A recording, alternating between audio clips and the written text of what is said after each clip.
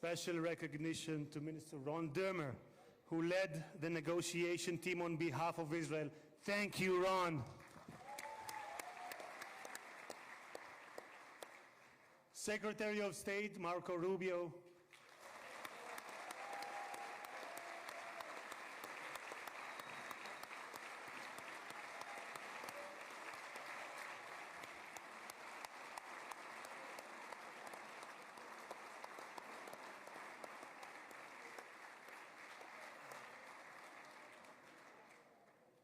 Secretary of War Pete Hegseth,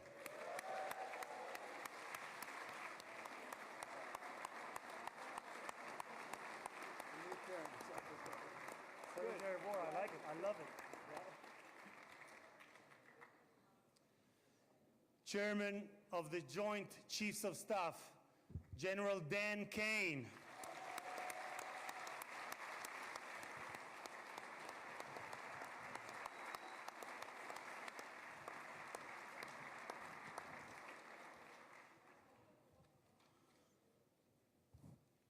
Two key players, President Trump's special envoy, Steve Witkoff, who is here with his partner, Lauren.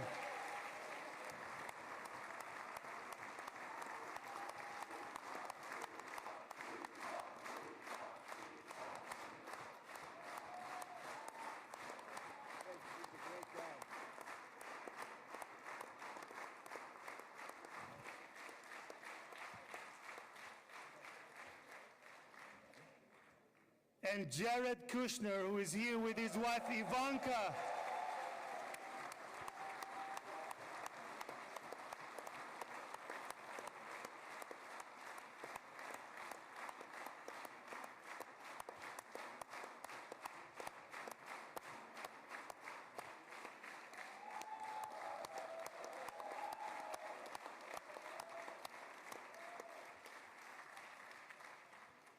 Thank you guys for everything that you have done to bring about this day.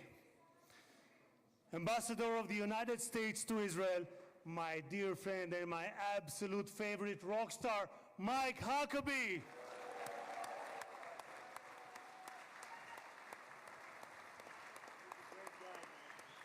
Do we have Janet? I don't see Janet. No, Janet's not in. Janet's not here. Okay. Okay. שגריר ישראל בארצות הברית, יחיאל לייטר.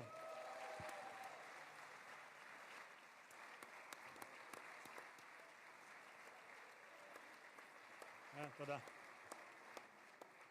שגרירים וראשי משלחות זרות, ראש עיריית ירושלים, משה ליאון ורעייתו סתווית, סגל א' של המדינה, ראשי גופי הביטחון, אלה שנמצאים איתנו ואלה שבשטח, הרמטכ"ל רב אלוף אייל זמיר,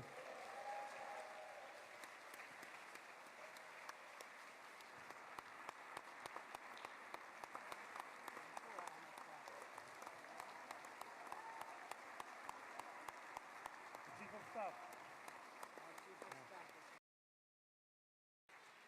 המפכ"ל רב ניצב דניאל לוי,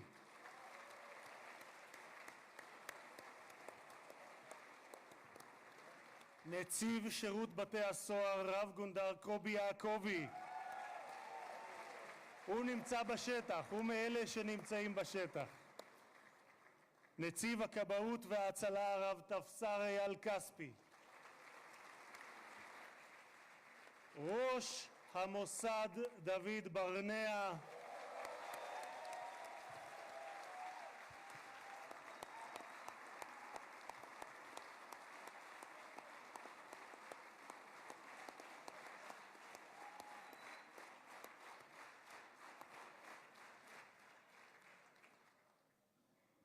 ראש שירות הביטחון הכללי, האלוף במילואים דוד זיני, בהצלחה.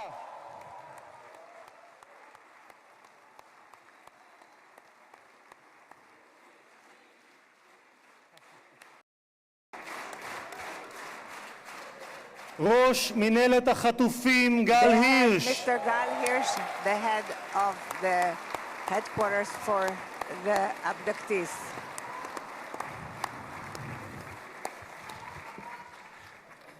ראשי ערים וראשי mayors רשויות מקומיות, and the local authorities, מנכ"ל הכנסת שהרים the בשלושה ימים chairman of ביקור the שדרושים לו 3 חודשים who לפחות, brought משה about צ'יקו a אדרי. visit in 3 days, which usually takes 3 months, Mr. Itzik Edry, מזכיר הכנסת עורך הדין דן the מרזוק, secretary of the היועצת Knesset, היועצת המשפטית לכנסת עורכת הדין legal שגית אפיק, counsel of the Knesset, קצין הכנסת ניצב יובל חן, and the head of the Knesset, חברי הנהלת הכנסת, members of the משפחות חטופים, management of the Knesset, משפחות שכולות, families of the bereaved, families of the abductees,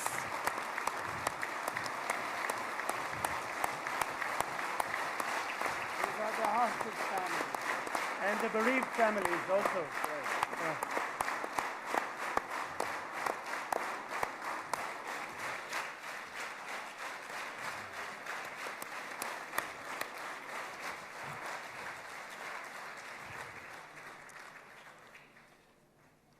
סגל א' של המדינה, מכובדים מהארץ ומהעולם, ואני פותר בזאת את הדוברים הבאים ויזכו כל המכובדים.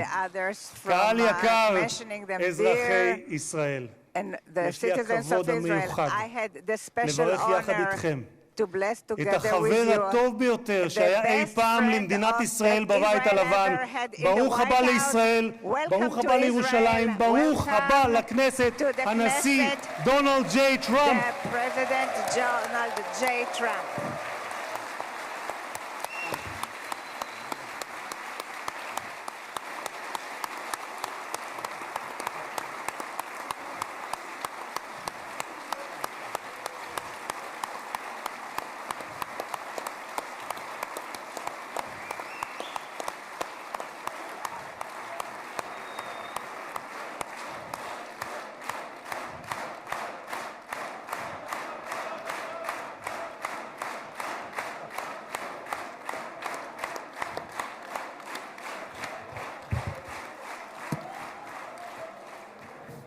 אדוני הנשיא, Mr. President, אני מבקש להודות לך I would like to על thank שהענקת you לכנסת את that הזכות you והכבוד granted the להיות Knesset הפרלמנט the הראשון honor מחוץ לארצות הברית that it is the שאתה first מבקר בו parliament בכהונתך that you הנוכחית. are visiting in your במסורת present היהודית term. נהוג לברך In ברגעים the ייחודיים Jewish שכאלה. tradition, we are ברוך used to שנתן bless מכבודו you, לבשר ודם. the one תודה who לך, gives הנשיא us the טראמפ. honor. Thank you very much, Mr. President, President Trump.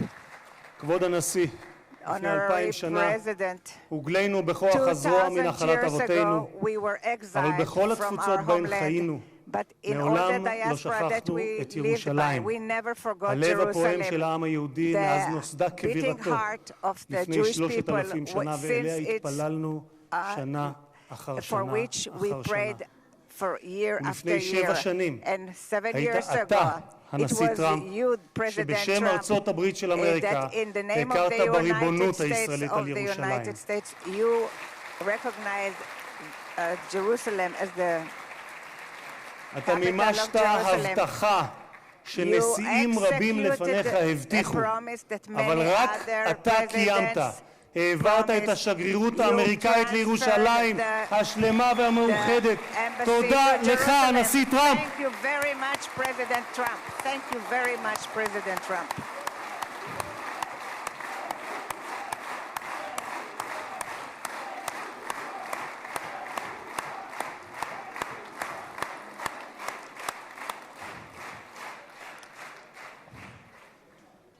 משחר הקמתה In the נאלצה dawn מדינת of its ישראל להילחם, establishment, אך תמיד הושיטה Israel את ידה was לשלום. forced to לפני fight, 5 but שנים it always extended הובלת its יחד hand עם to ראש peace. הממשלה נתניהו 7 years את ago, הסכמי you אברהם. led the Abraham זכיתי, Accords, כן, מגיע. and I had the privilege זכיתי לכהן בממשלה to שחתמה serve עליהם. in this ולימים הם היו government בעלי that משמעות signed רבה it, עבורי גם ברמה האישית. and it was very משום שלפני meaningful for 2.5 me because זכיתי להיות יושב ראש הכנסת הראשון המקבל הזמנה רשמית לבקר בפרלמנט של מדינה ערבית, וזו הייתה המדינה שבה שני הוריי שנמצאים כאן איתנו נולדו וגדלו, מרוקו. קירבת בין ישראל לבין 4 מדינות ערביות בהסכם שבבסיסו שלום תמורת שלום. תודה לך, הנשיא טראמפ. Thank you very much, President Trump. הרבה לפני כהונתך הראשונה, כבר ב-2011, זיהית את הסכנה שבאיראן גרעינית וכתבת, ואני אומר זאת בשפת המקור ברשותכם, Iran's quest of nuclear weapons is a major threat to our nation's national security interests. We can't allow Iran to go nuclear. איום על ארצות הברית משמעו איום על העולם החופשי כולו. את עמדתך העקבית ששמה את אמריקה ראשונה, America first, אך לא לבדה, but not America alone, הבאת עמך לבית הלבן בשתי כהונותיך. לפני 4 חודשים, לאחר שראש הממשלה נתניהו פתח במבצע עם כלביא, הורית על המבצע פטיש חצות, Midnight Hammer, פעולה אמיצה שלא הייתה כמותה עד שאתה הגעת.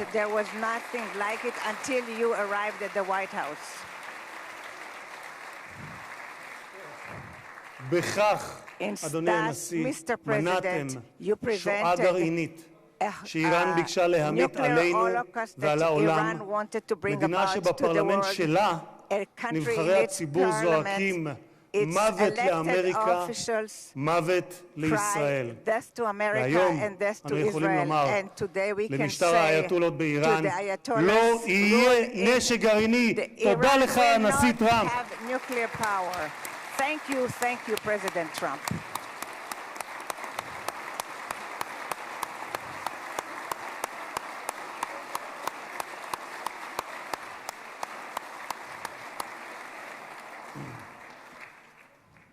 כבוד הנשיא, היום העם היהודי מציין את סיום חג הסוכות, ומחר נציין את שמחת תורה. בשמחת תורה לפני שנתיים לא שמחנו. היה זה היום הקשה ביותר שחוותה מדינת ישראל משחר הקמתה, והעם היהודי מאז השואה. עשרות פעמים הגעתי יחד עם מנהיגים זרים למקום הטבח, עם רבים מהם ישבתי לצפות בתיעוד המצולם של הזוועות שאני יודע שגם אתה ראית. שבועות ספורים לאחר ה-7 באוקטובר ליוויתי את ג'רד ואיוונקה שהגיעו לכאן לאזורים הקשים ביותר. ראינו את מה שקיווינו, היינו בקיבוץ כפר עזה ברעים, וראינו את מה שקיווינו שלא יחזור עוד בתולדות האנושות. מראות של פוגרומים, ילדים, נשים, קשישים, גברים, חיים שלווים שהיו ואינם עוד. השטן לא רק רצח, טבח, אנס ושרף רבים מאחינו ואחיותינו, הוא גם חשף אותם, מתים וחיים. מאז בני ישראל נלחמו את המלחמה הקשה, הארוכה וגם הצודקת בתולדותיהם. הפצע הזה של אחינו החטופים בשבי נותר פתוח ושותת דם מאז 7 באוקטובר, כאשר כל עם ישראל כאב את כאב החטופים ובני משפחותיהם, התלויים בין תקווה לייאוש, בין חיים למוות, עד הבוקר הזה. במשך שנתיים, במקום בו יושבים האורחים ביציע שמולנו, כבוד הנשיא, השקיפו מעלינו תמונות החטופים.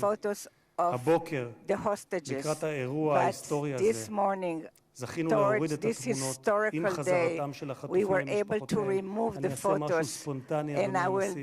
את סיכת החטופים הזאת, את צבעי כחול לבן, קיבלתי מצביקה מור, אבא של איתן מור. אני מתכבד להוריד אותה, כי לפני רגע דיברתי עם צביקה, איתן כבר בידיהם, והם חוגגים את האיחוד הזה. תודה לך, הנשיא טראמפ.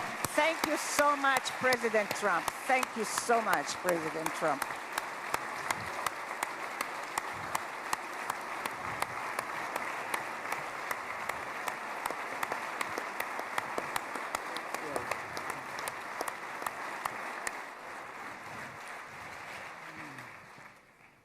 Mr. President, you stand before the people of Israel not as another American president, but as a giant of Jewish history, one for whom we must look back 2.5 millennia into the mists of time to find a parallel, Cyrus the Great. You, President Donald J. Trump, are a colossus who will be enshrined in the pantheon of history. Thousands of years from now, Mr. President, the Jewish people will remember you. We are a nation that remembers. Far from being a local struggle, what we are witnessing is a global struggle, a global battle between the forces of extremism, radicalism, and fundamentalism, and those of freedom, liberty, and democracy. What the world needs now is not appeasers who feed the crocodile in the hope that they will be eaten last, like the kind we have seen recently at the UN General Assembly. And by the way, President Trump, your team has checked the teleprompter. It is working beautifully. What the world needs now are more leaders who are brave, resolute, strong, and bold. The world needs more Trumps.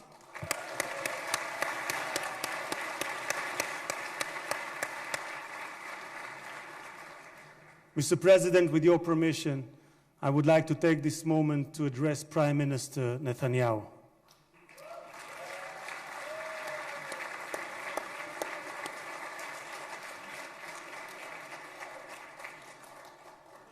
ראש הממשלה, תודה. ראש הממשלה, עמדת בכל שנות כהונתך, אבל בפרט בשנתיים האחרונות, מול לחצים אדירים. סטיב וויטקוף, שליחו המיוחד של הנשיא טראמפ, שלחם יחד איתך בשוחות על החזרת החטופים, אמר עליך, העבודה הקשה באמת הייתה של ראש הממשלה. הוא זה שהיה צריך לקבל החלטות קשות, עד כמה להיות קשוחים מול חמאס ומתי לגלות גמישות. היו רגעים שחשבתי, כך אומר וויטקוף, שעליכם להתגמש יותר, אבל האמת היא שכעת, במבט לאחור, אני חושב שלא היינו מגיעים לנקודה הזו אם ראש הממשלה נתניהו לא היה פועל כפי שפעל.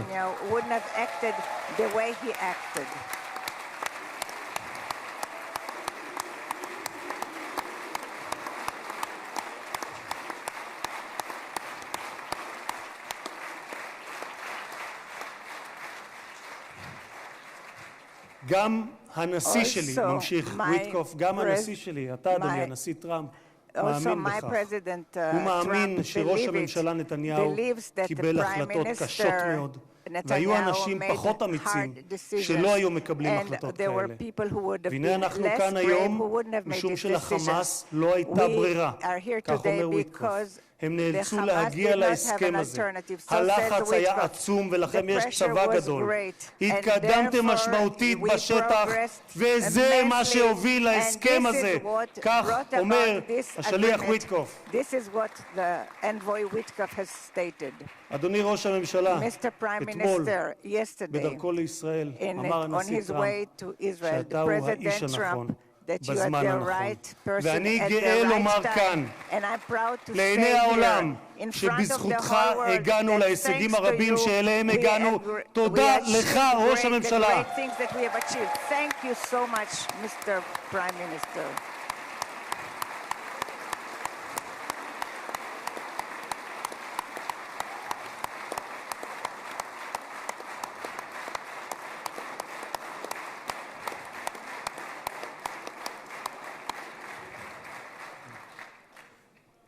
ביום הזה נודה מלב האומה וממעמקי הנפש הלאומית לחיילי צה"ל האמיצים,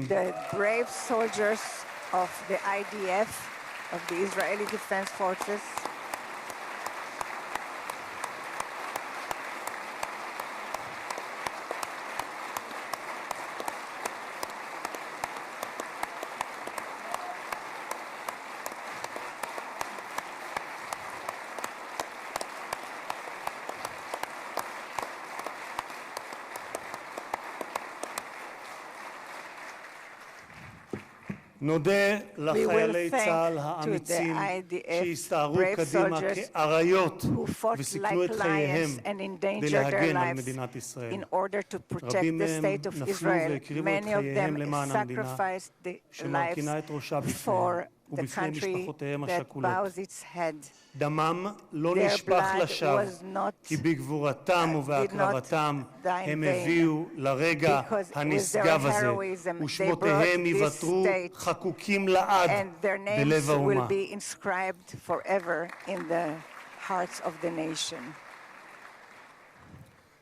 President Trump, you are the president of peace.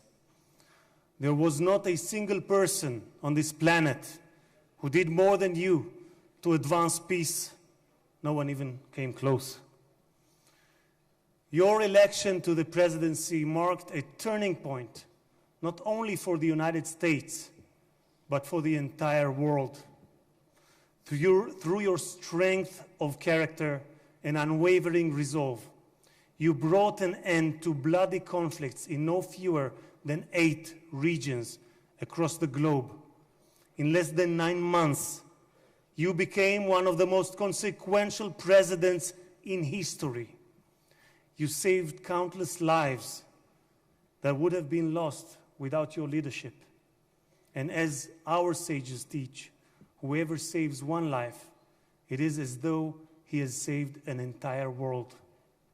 You have proven that true peace is achieved through strength, and that only those who are prepared to use force in the present can prevent the need to use it in the future. Mr.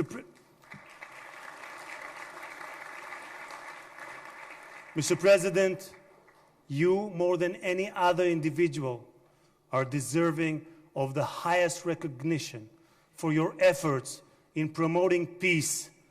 Therefore, I hereby announce that together with our good friend, Speaker of the House, Mike Johnson, we will rally speakers and presidents of parliaments from around the world to submit your candidacy for the Nobel Prize, Peace Prize next year.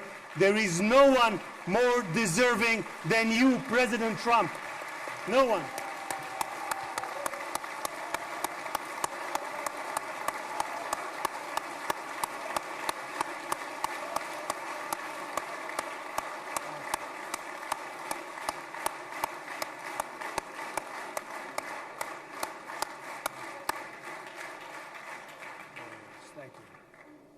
אדוני הנשיא, אנחנו ניצבים בפני ההיסטוריה ברגע נשגב שיחקק לדורות. זה יום מאוד מרגש לאזרחי ישראל, יום שכולנו ייחלנו לו. בספר ירמיהו משיב השם לרחל המבכה את בניה.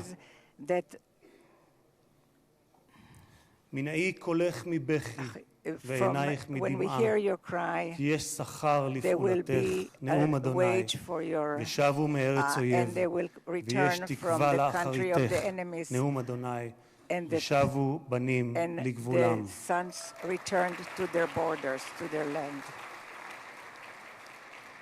אני מבקש לאחל מכל ליבי החלמה מהירה ושלמה לפצועים ולחטופים השבים.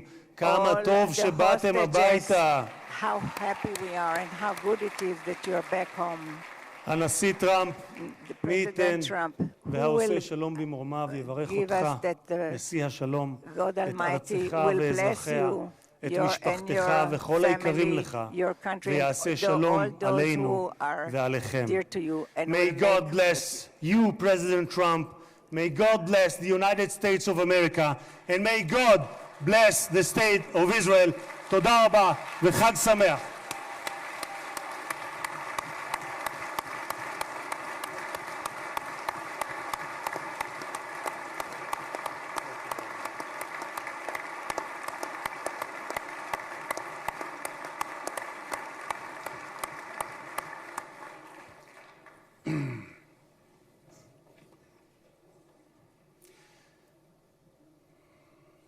אני מתכבד להזמין כעת את ראש הממשלה, חבר הכנסת בנימין נתניהו, לשאת דברים. Benjamin Netanyahu, the Prime Minister, to say a few words.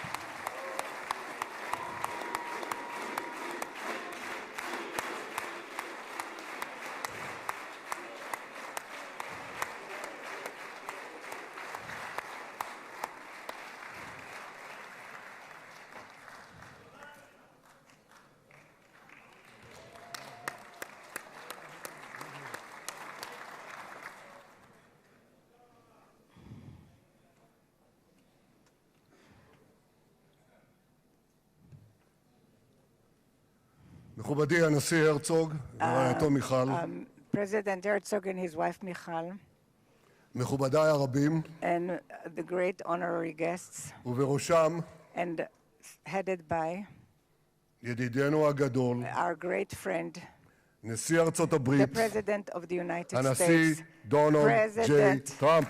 Donald J. Trump.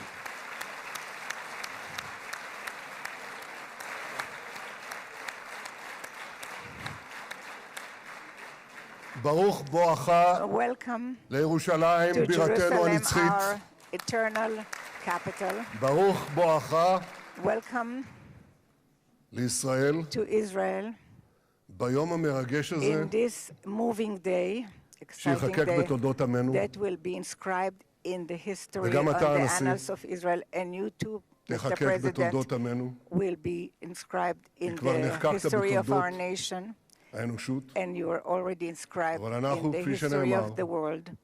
זוכרים את ידידינו, We remember our ואנחנו friends. יודעים We know את חלקך your החשוב part, your important והמכריע part, and the determined להחזרת part יתרת חטופינו. of the return of the ביום הזה, hostages. In this day, שהתבשרנו עכשיו, when we רק were לפני שעה informed קלה, today, an hour ago, שכל חטופינו that החיים, all our live שבו אלינו. hostages returned back to us. איזו התרגשות, What excitement. כמה חיכינו לרגע הזה, How long we've waited for ואנחנו this מחויבים moment, להחזיר את כולם. and we have committed ואני to רוצה return להודות לך באופן everyone. אישי, And I want to thank you ובשם האומה personally כולה. and on behalf of the whole תודה לך, nation. הנשיא טראמפ. Thank you, Mr. תודה לך. President Trump. Thank you, Mr. President.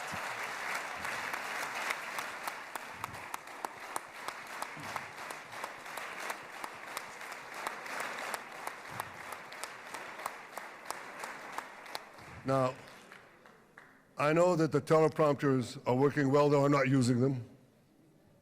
But I'm not sure about the translation. So I'll say words in English. President Trump, the Knesset welcomes you and your distinguished delegation to Jerusalem, our eternal capital.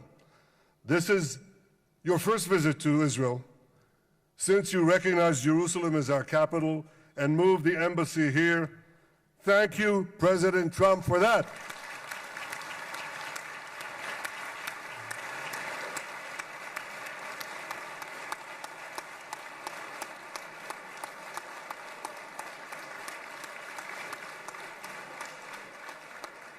There are many other reasons to thank you since your last visit here.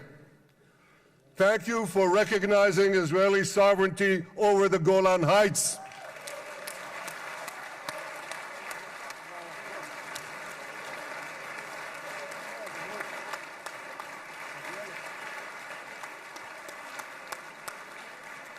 Thank you for standing up to the lies against Israel in the United Nations.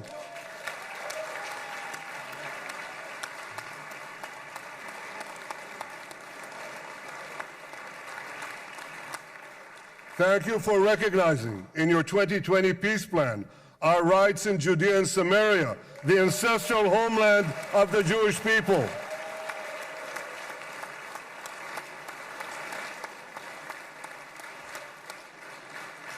Thank you for brokering the historic Abraham Accords. Abraham, Eskhemei Avraham.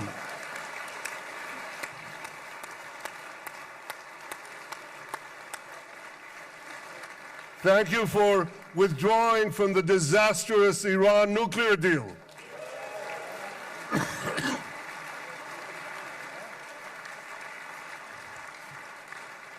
Thank you for supporting Operation Rising Lion and for your bold decision to launch Operation Midnight Hammer. Boy, is that, you got to hear this.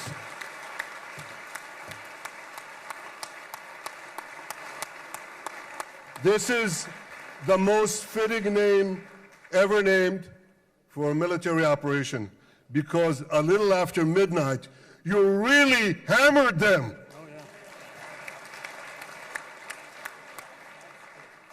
My friends, this is only a partial list but it's enough to affirm what I've said time and again. Donald Trump is the greatest friend that the state of Israel has ever had in the White House.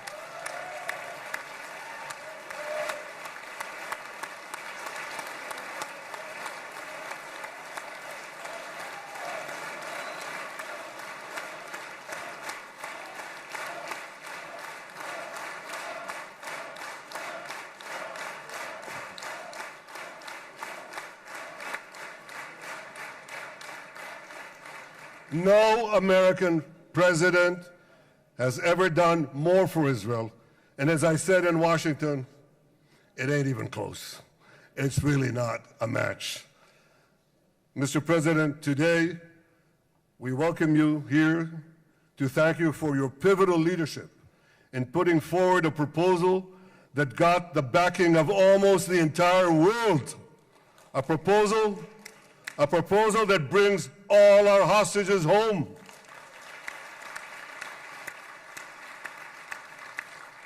A proposal that ends the war by achieving all our objectives.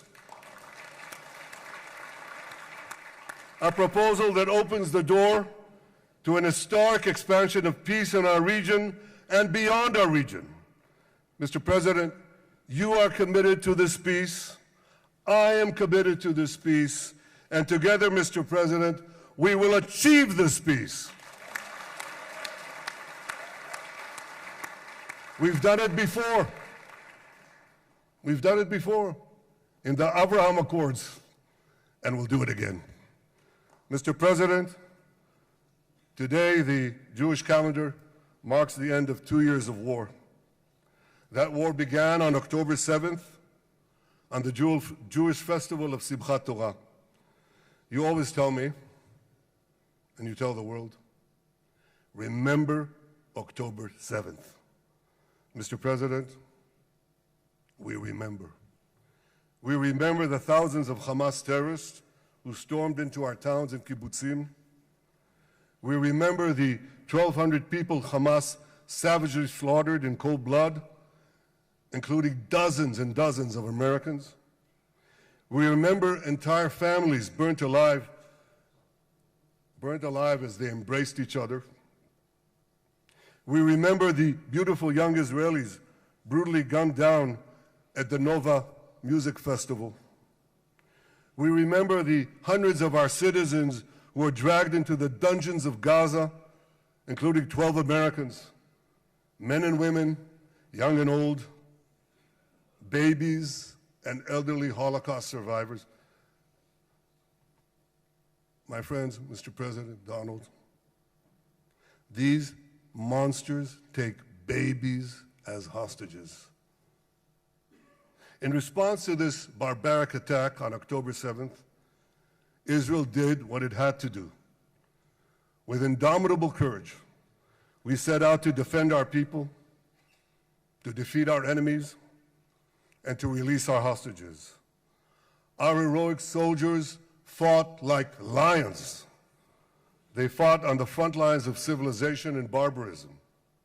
Israel achieved amazing victories over Hamas and the entire Iran terror axis. Sinwar, Def, Hania, Nasrallah, Assad, they're all gone.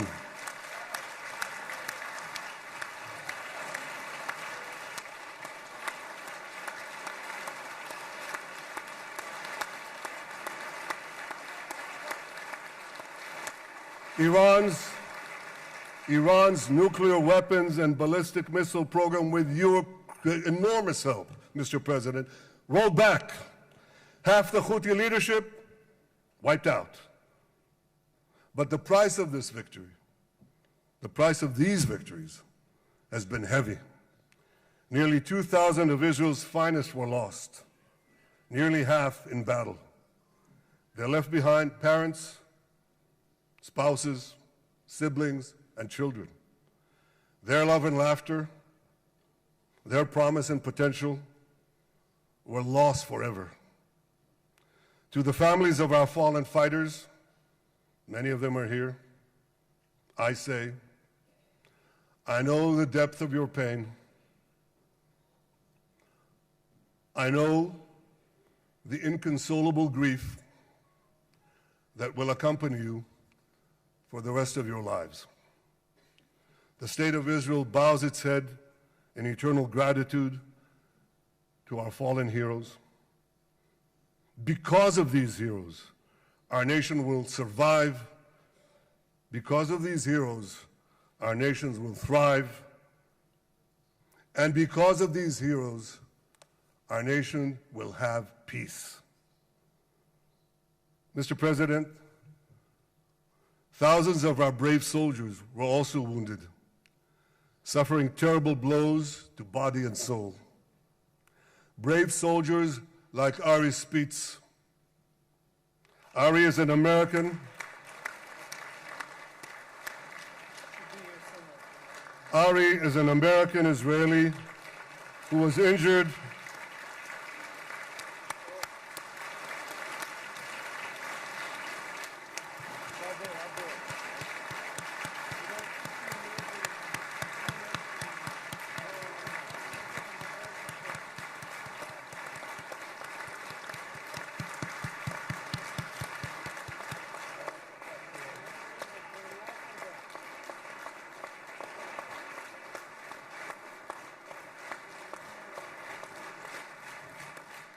Ari is an American Israeli who was injured in Gaza while searching for Hamas terrorists and weapons. 2 of Ari's comrades were killed in this action, and 10 were injured. Ari was presumed dead, but made a miraculous recovery despite losing 3 limbs. Ari, stand up for a minute alone. Stand up. There you go. There. Ari, you are the spirit of Joshua. You are the spirit of David. You are the spirit of the Maccabees. You are the spirit of Israel. I salute you. We all salute you.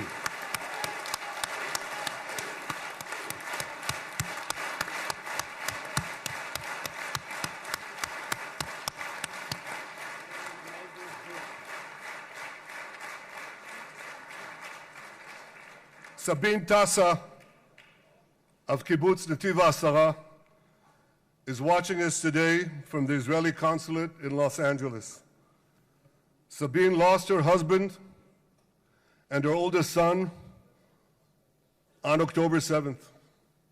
She is the mother of 3 other boys. 2 of them, Koren and Shai, witnessed their father jump on a Hamas grenade to save his 2 sons.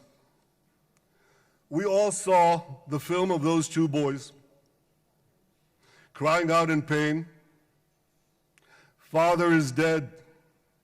Why? Why did God save me?" Mr. President, my friend Donald, I've seen some very tough things in my life, but I couldn't bring myself to watch those boys suffering again. So I didn't see this film except once. Yet Sabine, their mother, has had the strength and fortitude to show this film across the world. And my wife Sarah and I asked her, "Sabine, how do you do it? Why do you do it?" And she answered, "I do it to show the entire world the monsters Israel is fighting and the justice of our cause." This is what she's doing once again in Los Angeles. Sabine, you can hear me now, so I want to tell you on behalf of all of us, you embody the spirit of our biblical heroines, Deborah, Ruth, and Esther. You too are the spirit of Israel, and we all salute you.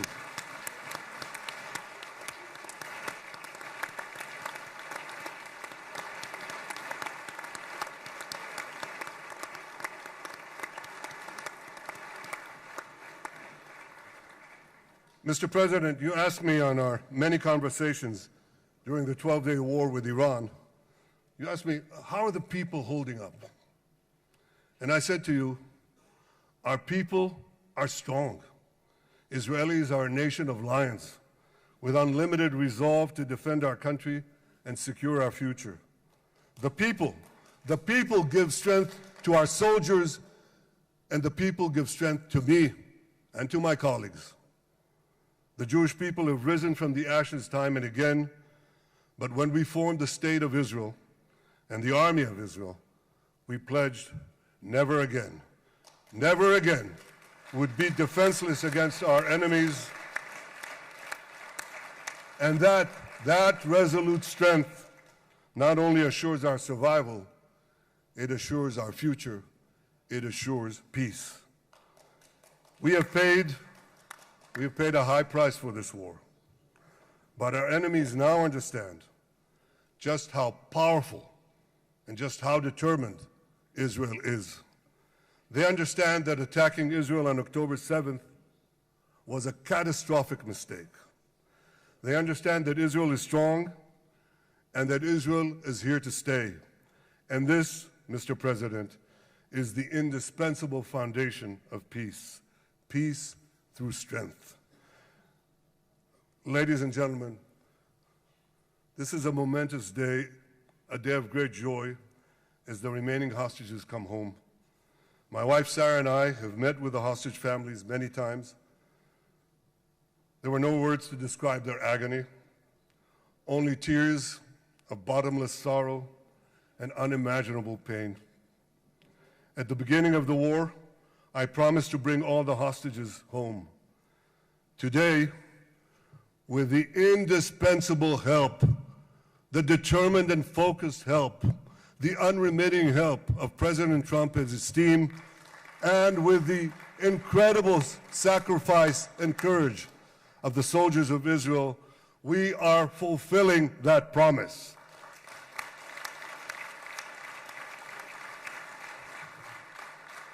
It has been a long journey to get here. In the first week of the war, our brave soldiers put military pressure on Hamas, and the international community put diplomatic pressure on them. This enabled us to secure the release of over 100 hostages. In heroic rescue attempts behind enemy lines, Israel's special forces rescued 8 live hostages and brought back the remains of dozens more. But as time went on, we all know what happened. The diplomatic pressure was turned on its head. More and more governments bought into Hamas's false propaganda. More and more governments succumbed to anti-Semitic mobs in their own countries. They just turned on Israel.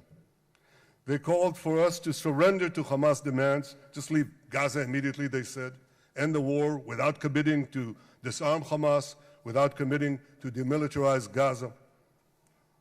Had Israel succumbed to those demands, not only would Sinwar, Nasrallah, Assad, and Iran's missile and nuclear program remain intact. Not only that, because in no time, the Hamas killers would be back on the border fence, ready to repeat the horrors of October 7th again and again, as they vowed to do. But just at that point of maximum pressure on Israel, a man named Donald J. Trump was elected President of the United States.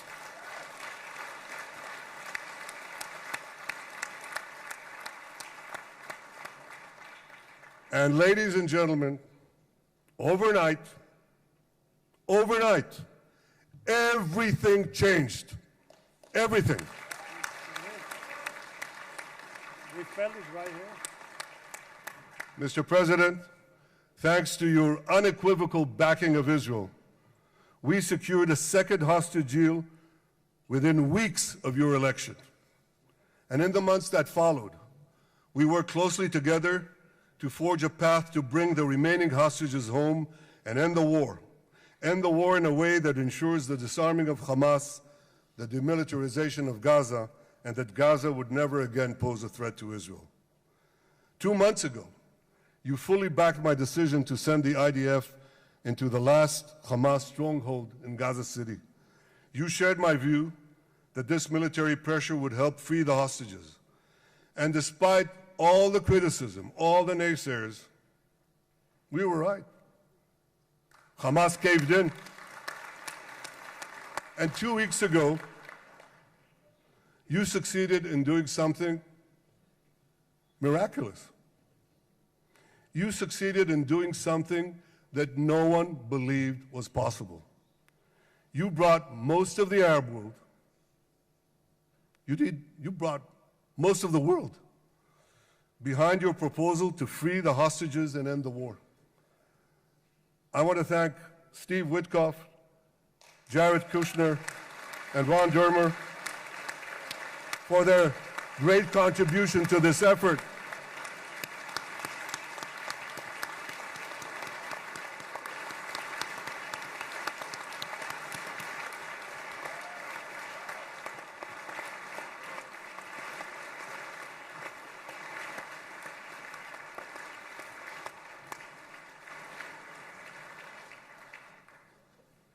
And I want to thank our negotiating team.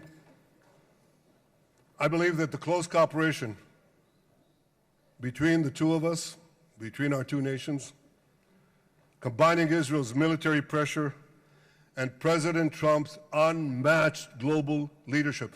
I have to tell you, I've seen a lot of American presidents. I've seen them all in the time that I've been here, and I've been here quite a lot of time. I've never seen anyone move the world so quickly, so decisively, so resolutely as our friend President Donald J. Trump.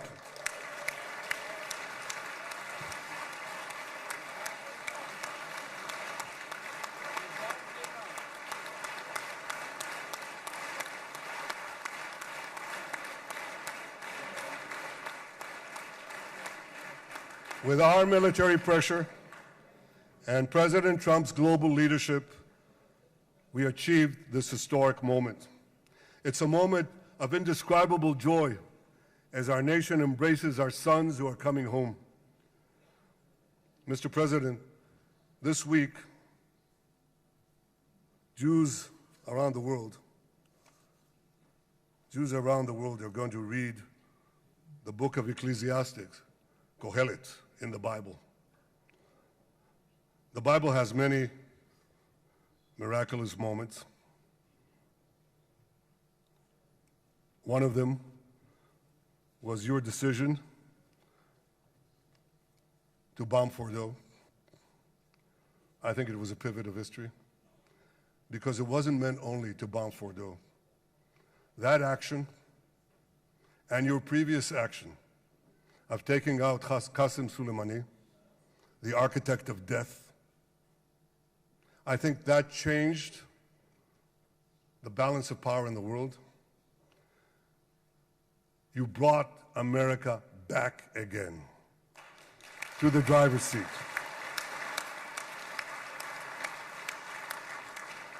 Now, I said that we're going to read this week the book of Ecclesiastes. It's not a book of action.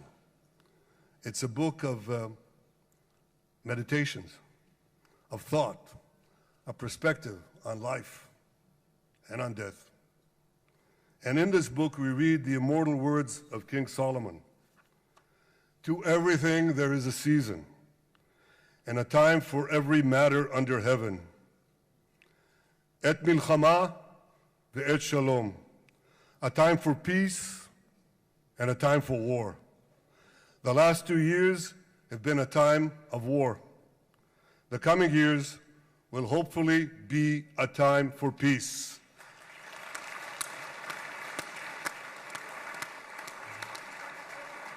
Peace inside Israel and peace outside Israel.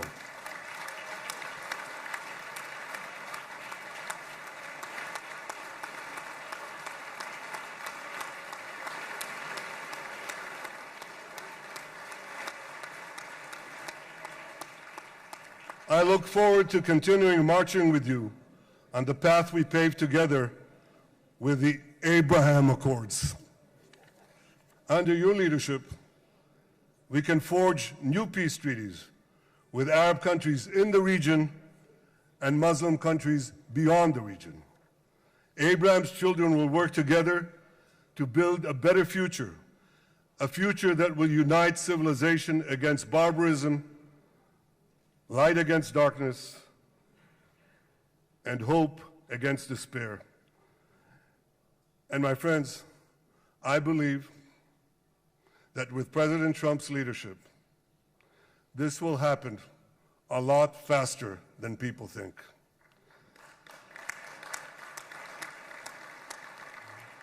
As Prime Minister of Israel, I extend my hand to hold those who seek peace with us.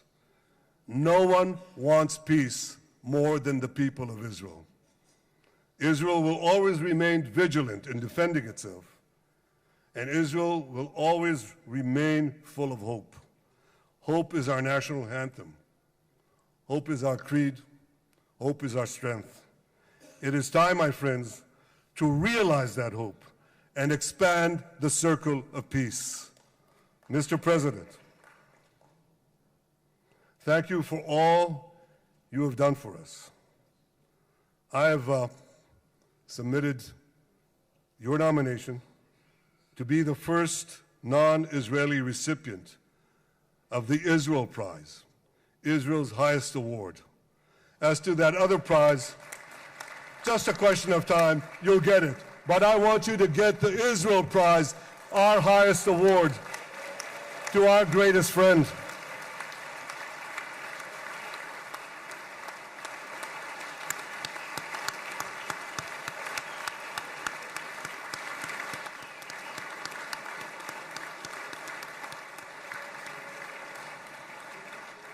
When others were weak, you were strong. When others were fearful, you were bold. When others abandoned us, you stood by our side. On behalf of the government and people of Israel, I thank you for your extraordinary friendship. Thank you for helping bring our hostages home. Thank you for supporting Israel's march to victory. Thank you for paving a path to peace. מכובדי נשיא ארצות הברית, ידידי דונלד, ברוך הבא לישראל, ברוך הבא לירושלים, ברוך הבא ביום המרגש הזה, שהחיינו וקיימנו והגיענו לזמן הזה.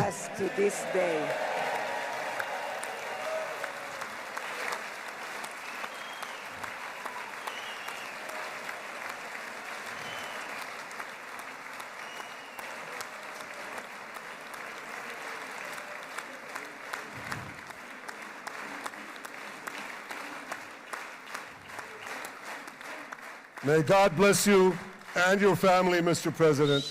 May God bless America. May God bless Israel. And may God bless the covenant between our two promised lands. Thank you, Mr. President.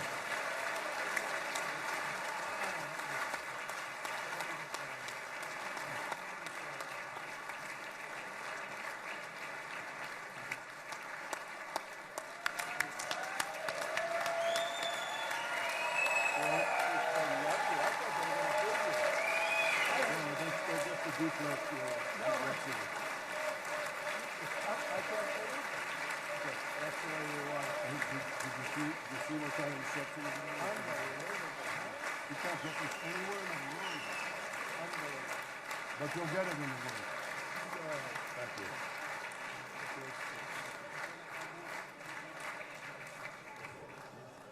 The president. Where? Oh, you're the last speaker.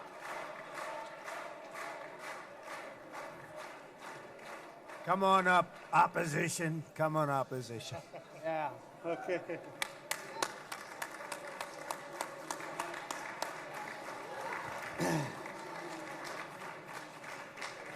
אני מתכבד להזמין כעת את ראש האופוזיציה, חבר הכנסת יאיר לפיד.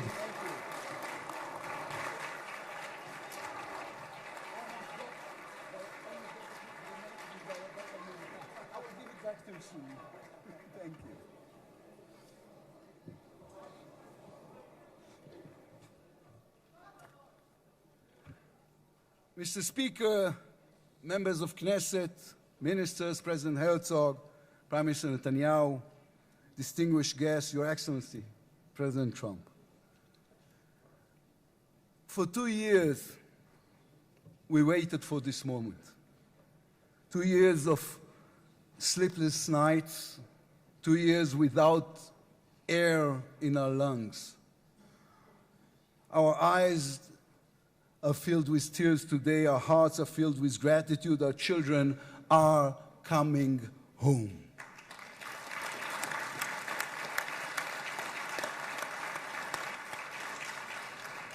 In the Babylonian Talmud, a sacred book of the Jewish people, it is written, whoever destroys one life, it is as though he destroyed an entire world, and whoever saves one life, it is though as he has saved an entire world. Mr. President, you have saved the lives of our hostages.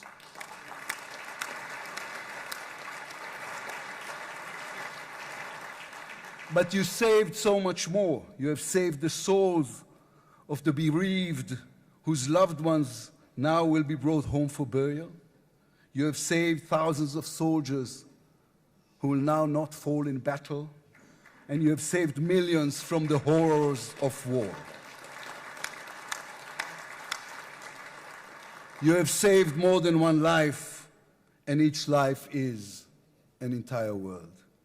This is a historic moment, and a reminder that history is shaped by people. It is shaped by those who know the past, but have the vision to change the future. When you were elected, you declared that you would be the president of peace. You have kept your word. The fact that you were not awarded the Nobel Peace Prize is a grave mistake by the committee. But they will have no choice, Mr. President. They will have to award it to you next year.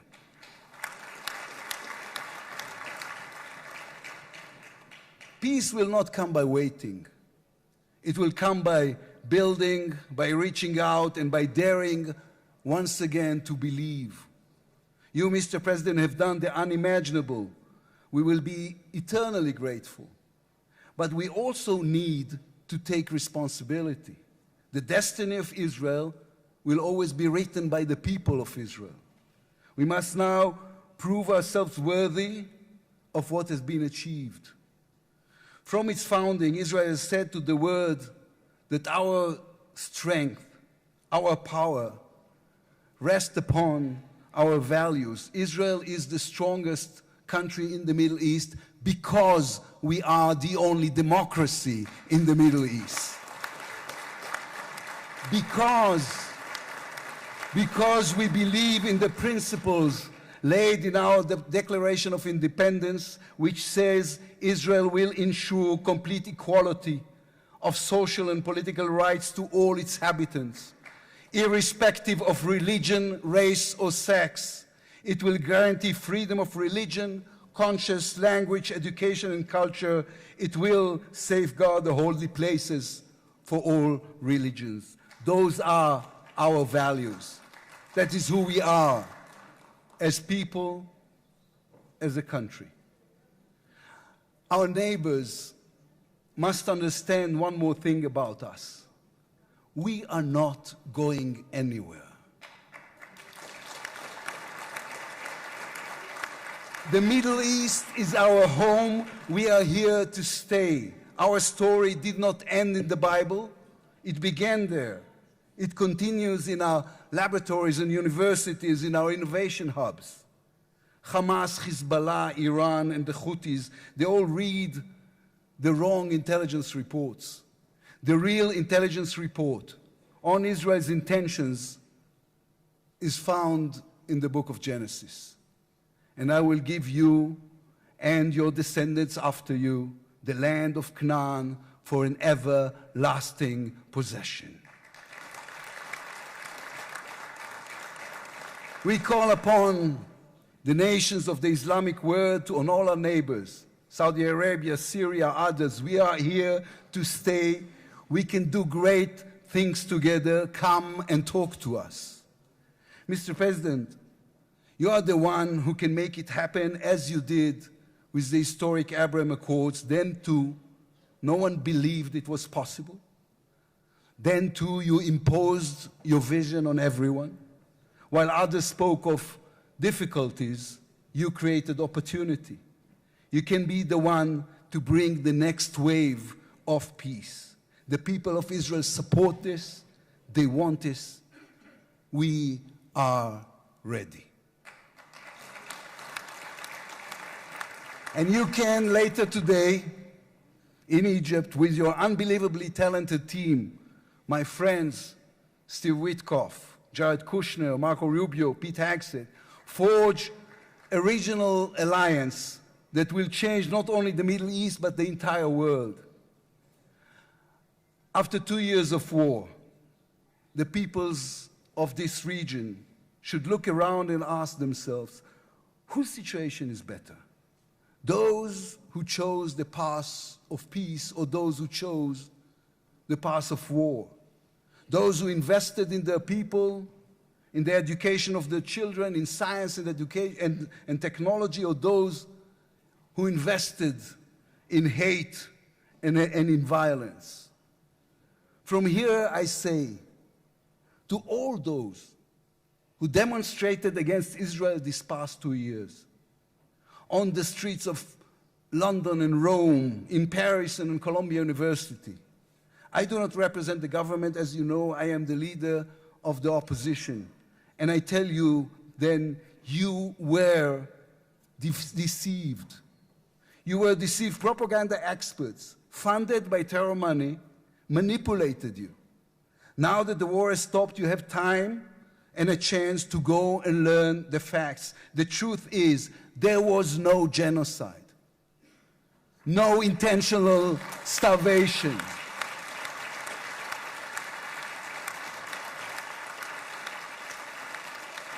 The truth is, there was an army and a country fighting in the most complicated conditions imaginable against terrorists who send their own children to die for a follow-up, who use their own children as human shields.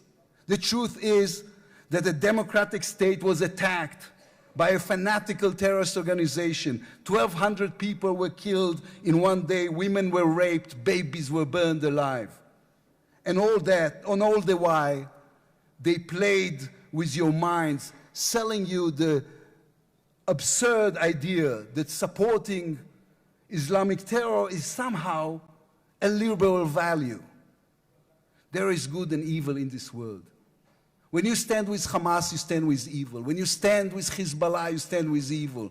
When you stand with the Iranian regime, you stand with evil. When you stand with Israel, you stand on the side of justice.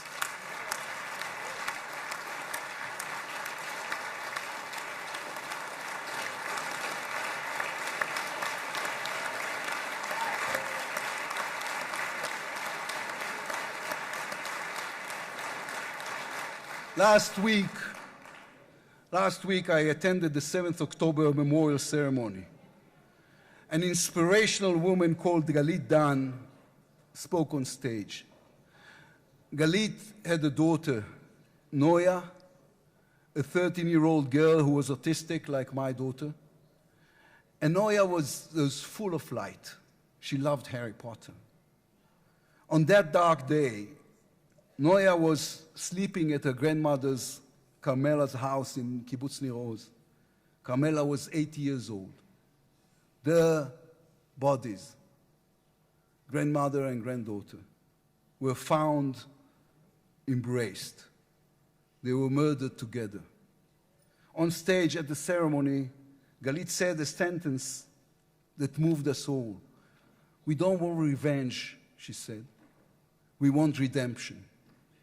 Today, the redemption begins. Israel has endured 2 terrible years on the battlefield and in the international arena. But in those 2 years, we also rediscovered our own greatness. We remembered how good we can be. Our pilots who took control of the skies over Iran. Our industries leading the world in technology. Our civil society, which reached out to help every victim of the war. We will move forward toward a different future. Our heroic soldiers who saved us all will fold away their uniforms and rise as teachers and engineers, scientists and innovators, investors and small business owners. We will never be able to repay the debt to those who sacrificed everything these past years, to those who, as President Lincoln said, gave the last full measure of devotion. We can only be worthy of them, worthy of their sacrifice. Mr. President, allow me to speak also to the businessman in you, the deal maker who understands value. If there were one stock in the world I would invest in today, it is the State of Israel. If there were one nation that deserves unrestricted access to GPU chips, to AI and SMR technologies, to American markets, it is the State of Israel. Israel's future is intertwined with our eternal alliance, our strategic and moral covenant with our greatest friends, the United States of America. This war is over. We will always need to stay vigilant, to guard against those who seek our destruction. But the State of Israel is about to reinvent itself. The challenges ahead demand not only strength, but a new vision. It's time to take a new path, to be a nation that is advanced and thriving and peace-seeking. We have waited for this moment, for the end of the war, for the return of the hostages, for the chance to rechannel our grief and loss into the energy needed to rebuild our nation. Thanks to you, Mr. President. Thanks to our soldiers, our lions. Thanks to the millions of great Israeli patriots who filled the streets and the square and never, not for one moment, gave up on the hostages. Thanks to all of them, the strength within us can now rise, succeed, and build for our future and for our children. Thank you very much. God bless the United States of America. Am Israel Chai.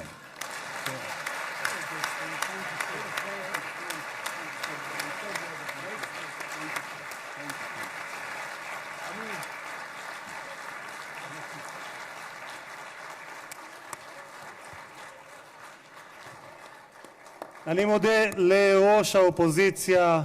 I would like to thank the head of the opposition. Members of the Knesset. It is now my distinct honor to invite the President of the United States of America, His Excellency Donald J. Trump, to address the Knesset.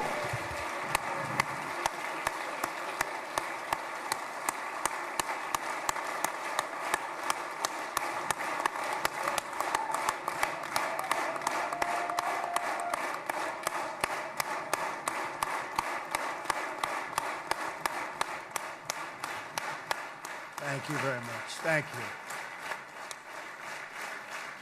Thank you very much, everybody. It's a great honor. Nice place. Very nice place.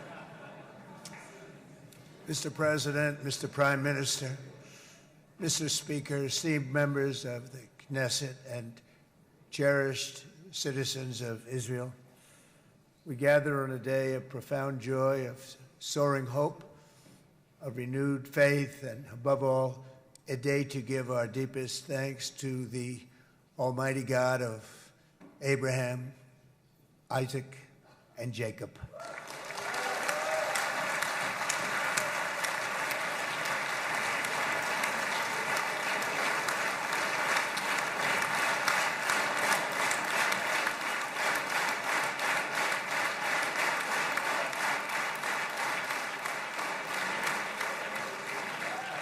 After 2 harrowing years in darkness and captivity, 20 courageous hostages are returning to the glorious embrace of their families, and it is glorious. 28 more precious loved ones are coming home at last to rest in this sacred soil for all of time. And after so many years of unceasing war and endless danger, today the skies are calm, the guns are silent, the sirens are still, and the sun rises on a holy land that is finally at peace, a land and a region that will live, God willing, in peace for all eternity.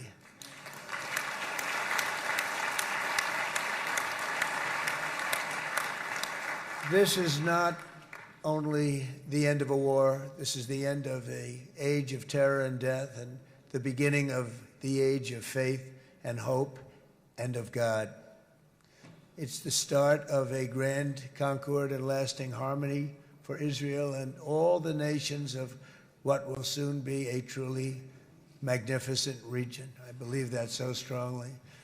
This is the historic dawn of a new Middle East.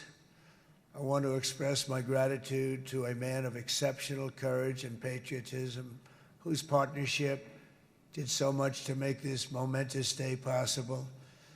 You know who I'm talking about. There's only one, Prime Minister Benjamin Netanyahu. Bibi, please stand up.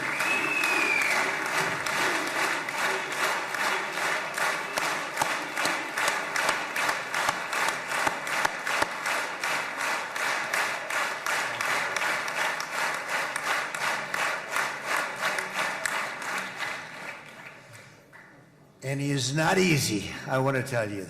He's not the easiest guy to deal with, but that's what makes him great. That's what makes him great.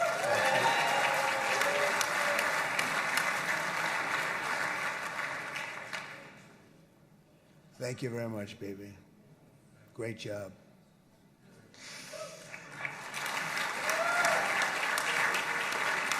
And let me also convey my tremendous appreciation for all of the nations of the Arab and Muslim world that came together to press Hamas to set the hostages free and to send them home. We had a lot of help. We had a lot of help from a lot of people that you wouldn't suspect, and I want to thank them very much for that.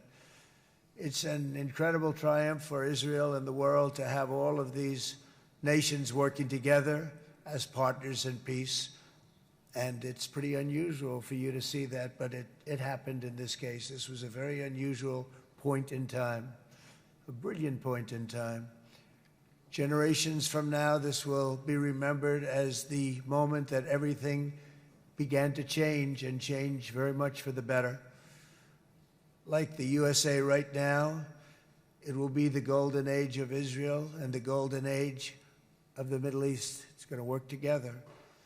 I'd like to thank several great American patriots for their invaluable help in getting something done that almost everyone thought was absolutely impossible. We were wasting our time. So many people said, "You're just wasting your time." But we weren't, because we had talented people working with us, and we had people that loved your country, and frankly, people that loved the region. They loved the Middle East. I want to thank my friend Steve Witkoff.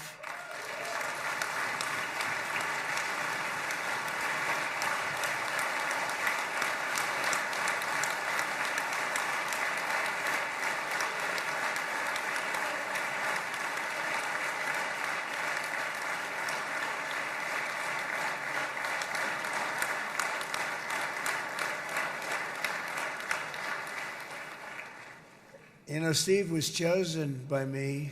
He never did this before, but I knew him as a few things. He was a great businessman, but I know a lot of great businessmen, to be honest with you.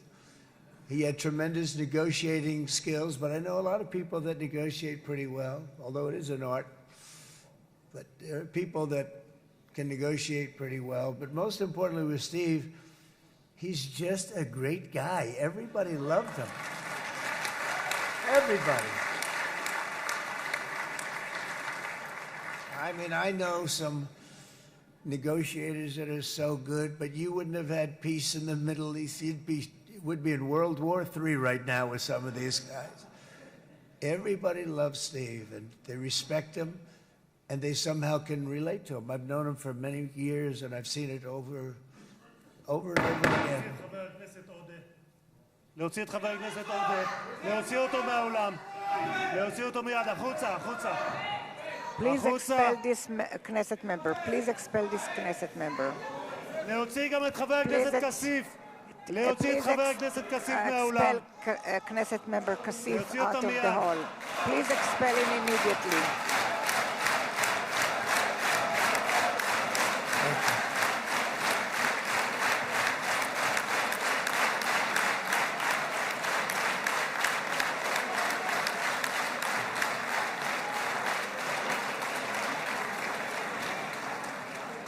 Sorry for that, Mr. President. I'm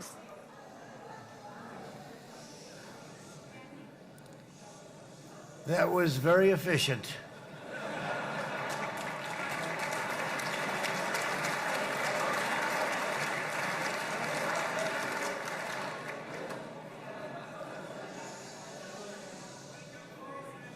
So back to Steve. He's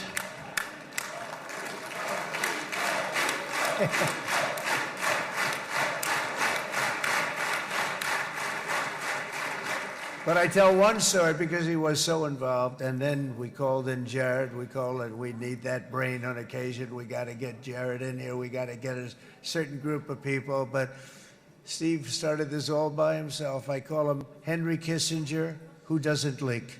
Okay? Henry is a big leaker. He leaked. Steve doesn't leak. Steve just wants to get the job done. He wants to do what's right. But I'll give you just a quick story because, as you know, he's working on the war with Russia and Ukraine, a war that would have never happened if I were president. A shame. 7,000 young soldiers a week are being killed. More than that this last week. It's a shame. It should have never happened. But it did happen, and we won the race, and I took over this horrible war that's been raging, and I thought it would be easily settled. I thought it was a hell of a lot easier than doing what we just did very successfully with Israel and a lot of other people. But this came first, and we'll get that one. But I set up a meeting for him to meet with President Putin, thinking it would be a 15 or a 20-minute meeting. Steve had no idea about Russia, had no idea about Putin too much, didn't know too much about politics, wasn't that interested. He was really good at real estate, but he had that quality that I was looking for, and I didn't see it around in too many ways. And I set up the meeting with Putin, and I called. I said, is Steve finished yet? That was about a half an hour into the meeting. No, sir, he's not. He's still inside. This is in Moscow. I said, well, how's he doing? I don't know, sir. He's still inside. I called up an hour later. Let me speak to Steve. Sir, he's still with Putin. He's with President Putin. I said, wow, that's a long meeting, 1 hour. I called up an hour later, he was still with Putin. 3 hours later, he was still with Putin. 4 hours later, he started to get the word that he was going to be coming out soon. And in 5 hours, he came out. I said, what the hell were you talking about for 5 hours? And he says, just a lot of interesting things. We're talking about a lot of interesting things, including what he went in there for, but you can't talk about it for 5. You can talk about it for a certain period of time, and you know what you're getting. But that's a talent. That's a talent, where you can do that. Most people I'd send in, number one, they wouldn't be accepted. Number two, if they were, the meeting would last 5 minutes, and that's what happens with Steve. Everybody loves him. They love him on this side. They love him on the other side. And he really is. He's a great negotiator because he's a great guy. So thank you very much, Steve, very much.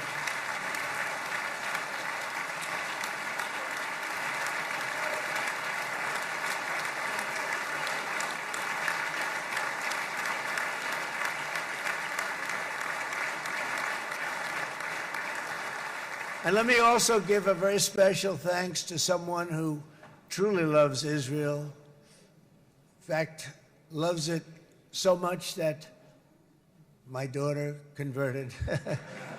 My daughter converted. I didn't know this was going to happen. And Ivanka's here.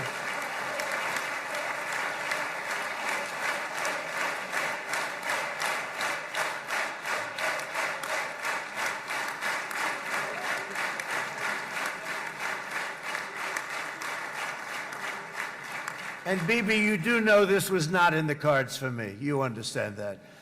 And she is so happy, and they are so happy. At least I think they're happy. If they're not, we have a big story, right?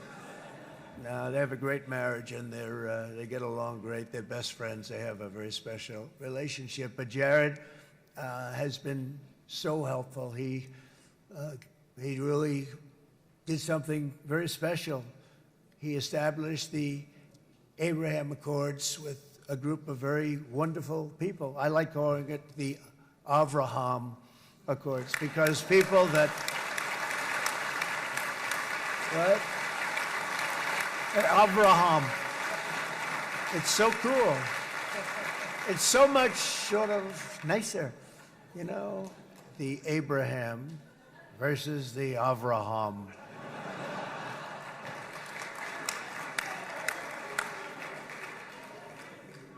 I just don't want to sound too sanctimonious when I do it, so, you know, I sort of split it up. This way we keep everybody happy. But we have some very great talent, and they have no excuses for anything that's taken place, because we had some unbelievably good people working on this. And then you're going to add a man named Marco Rubio, who is also here. That's right.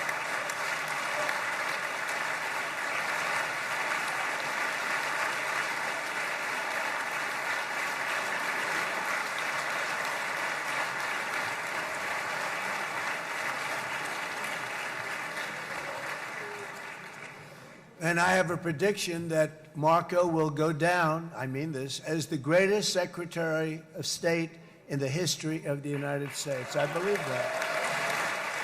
I believe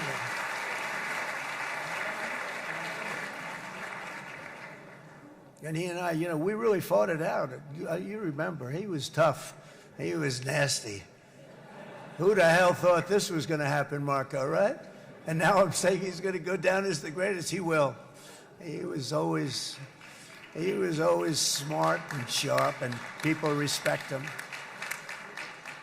And then we have somebody who's young, but an unbelievable leader. I saw it a long time ago, and he's turned out to be even better than we thought. Right, Susie? I think even better. And that's Pete Hegseth, who is our Secretary of War, formerly Secretary of Defense.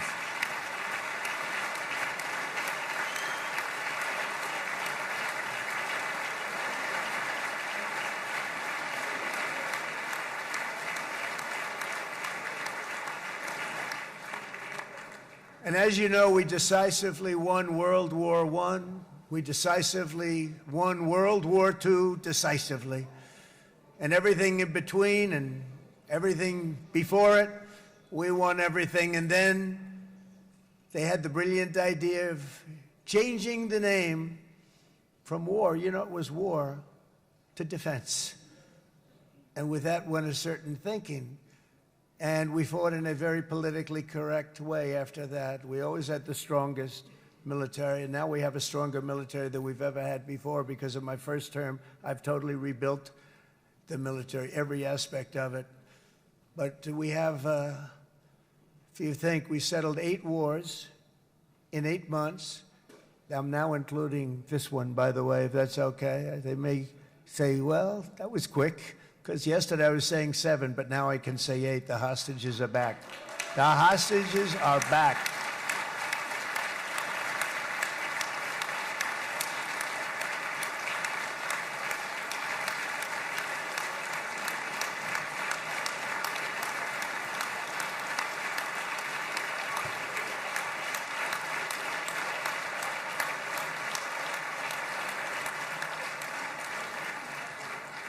It is a good feeling. Isn't that nice to say? You know, I just said the hostage, first time I said the hostages are back. It feels so good to say it.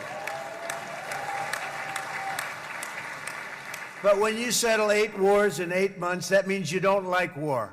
Everyone thought I was going to be brutal. In fact, I remember Hillary Clinton during a debate, she said, look at him, he's going to go to war with everybody.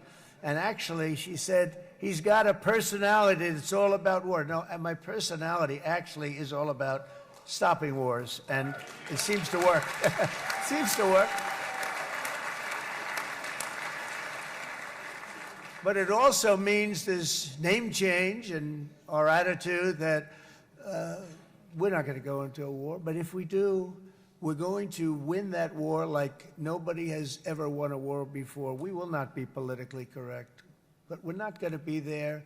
And I think, you know, as you mentioned, Bibi, before, peace through strength, and that's what it's all about. The United States has the greatest and most powerful military in the, right now, history of the world. I can tell you we have weapons that nobody's ever dreamt of. I only hope we never have to use them. I rebuilt the military. I was proud to do it, but some of the things I hated to do.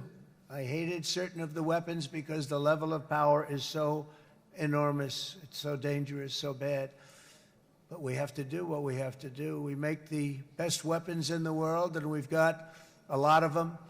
And we've given a lot to Israel, frankly. And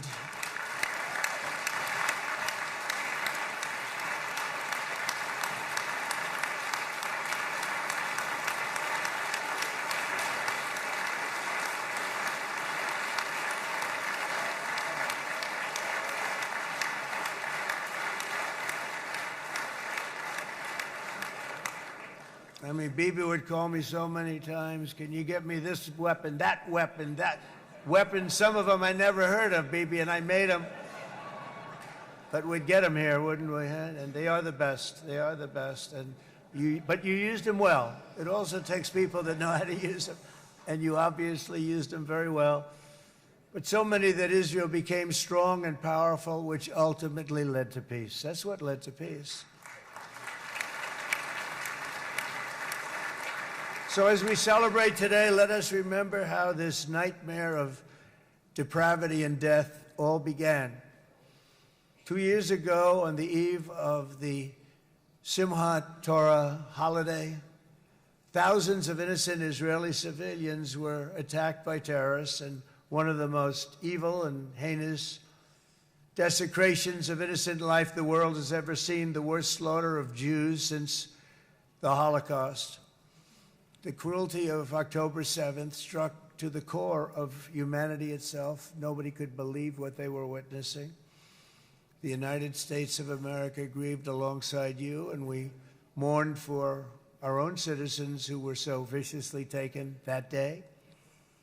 And to all the families whose lives were forever changed by the atrocities of that day, and all of the people of Israel, please know that America joins you in those two everlasting vows: never forget and never again.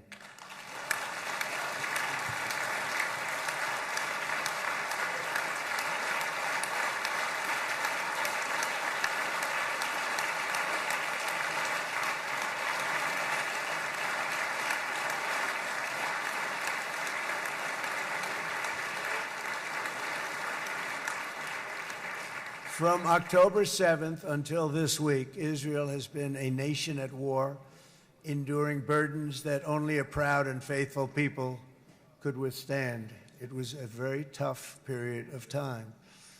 For so many families across this land, it has been years since you've known a single day of true peace. But now at last, not only for Israelis, but also for Palestinians and for many others, the long and painful nightmare is finally over. And as the dust settles, the smoke fades, the debris is removed, and the ashes cleaned from the air, the day that breaks on a region transformed, and a beautiful and much brighter future appears suddenly within your reach. This is now a very exciting time for Israel and for the entire Middle East, because all across the Middle East, the forces of chaos, terror, and ruin that have plagued the region for decades now stand weakened, isolated, and totally defeated. A new coalition of proud and responsible nations is emerging, and because of us, the enemies of all civilization are in retreat. thanks to the bravery and incredible skill of the Israeli Defense Forces in Operation Rising Lion.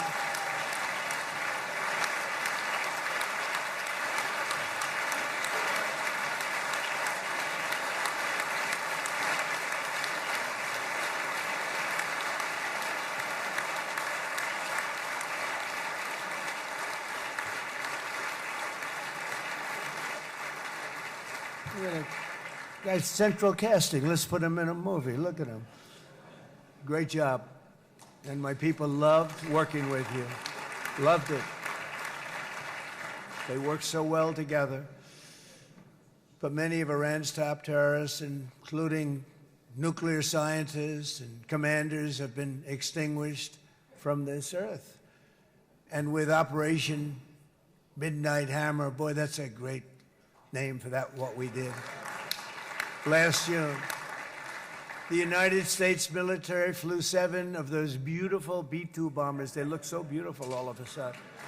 They were always, I thought they were pretty planes. I had no idea they could do what they did. In fact, we just ordered 28 more of them. A little updated version. We ordered a whole pile of them. And almost 100 other planes went with them, including fighter jets. And we had 52 tankers, big, beautiful, brand new tankers that were loading them up 4 or 5 times. They've traveled 37 hours back and forth, think of that. But we had tankers all over the sky for all the other planes. We had the F-22s, the F-35s, F-16s. We had a hell of a lot of planes.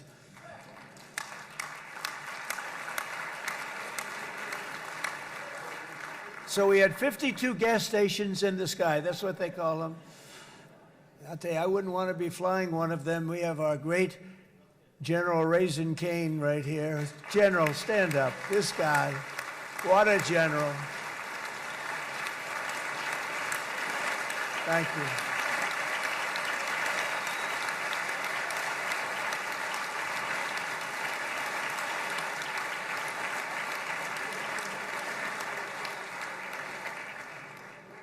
I asked General Cain, I said, you know, we're having problems with ISIS, and I was in Washington, and I asked, how long would it take to defeat ISIS? And my Washington generals told me, 3, 4, maybe 5 years, sir. I said, I don't get it. We've got the best equipment in the world. Why? So I flew to Iraq, and I met with a man named Cain. He said, what's your first name? He said, they call me Raisin, sir. I said, wait a minute, your name is Raisin Cain? I've been looking for you for a long time. You gotta be kidding. So they told me 3, 4, 5 years to defeat ISIS. And I sit down with him and I say, why is it? I flew there in the dark of night. I landed, I'll never forget it. It was quite a trip. I'm glad I made it because I met him. I said, could I ask you, General? I come down. He said with another general and a sergeant. Everybody was like central casting. They could go into a movie right now. Between him and you guys over here, we could get rich making movies, okay? And they got along so great. That's the beautiful thing, that your military and our military, Bibi, got along so great. But I was told by the television generals in Washington, we have the best equipment in the world. Why is it taking so long? And they said, 4 years. I said, so let me ask you, Raisin, how long would it take you to defeat ISIS? Sir, we can do it in 3 weeks, but you'll probably have some time left over. I said, you gotta be kidding. What the hell are you talking about? They said 4 years. I said, well, sir, look, it's not my place to say, but you're asking me the question. What you have to do is you hit him from the west, you hit him from the north, you hit him from the south, you hit him above, you hit him below. I said, so why didn't they do it? And he didn't want to speak badly of his superiors, which is hard to believe they were his superiors. It should have been the other way around a long time ago, because he's the one that did Operation Hammer. It was flawless. It was flawless. It was absolutely flawless. And I said, so you really think you can do it in 4 weeks? Yes, sir, 100%. You have to do it differently than they were doing it. They were using one base and it was hundreds of miles away. And he says, we have all these portable bases all over the Middle East. And they didn't want to use them because they didn't want to offend the country where the portable, they wouldn't have even known what the hell the planes were going up, right? They wouldn't have known, but he said, no, they didn't want to defend anybody, offend anybody, and but we can do it in 4 weeks. I said, you sure about that? I'm going to call you back. I'll call you back on Monday. I'm going back to Washington. But you think 4 weeks? Yes, sir, I think we can do it in 4 weeks. We'll have time left over. So I call him on Monday. I say, you think you can do it? 4 weeks. I said, go ahead and do it. He did it. I'll tell you, he did it in 4 weeks, less than 4 weeks. So, General, stand up, please. Again, this is a real general. This is not a television general. He doesn't want to go on television.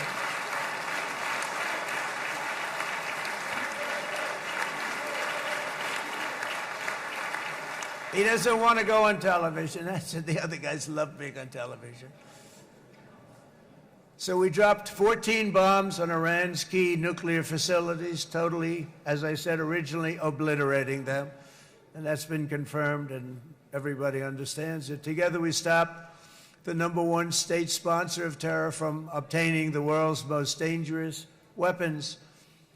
And if you think about it, if we didn't do that, and assuming we made the same deal that we have today, there'd be a dark cloud over this deal. And #1, it wouldn't happen because the other Arab and Muslim nations really wouldn't feel comfortable making the deal that we have now, right? If Iran had that nuclear weapon that they were about 2 months away from having. They would have had it in 2 months or maybe less than that. They were right at, this was our last shot. They looked at it for 22 years. This was our last shot. The pilots told me that. They said, 22 years, sir. They looked at it. Our predecessors looked, they studied it. 3 times a year would do drills on that exact attack. And boy, did they get it right. But let's assume they didn't, and let's assume there was large-scale nuclear weapons in the hands of Iran. We couldn't be here today. Even if we signed the deal, which we couldn't do because a lot of people would not want to have anything to do with it, we took a big cloud off of the Middle East and off of Israel.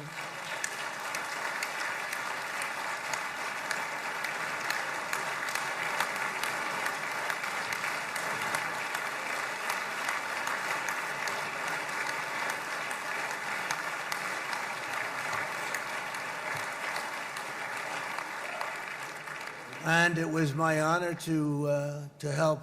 But it isn't it true, though, that can you imagine the same, let's assume, Bibi, the same documents, we had everything the same, but you had somebody out there that was, in the opinion of everybody, all-powerful in the Middle East.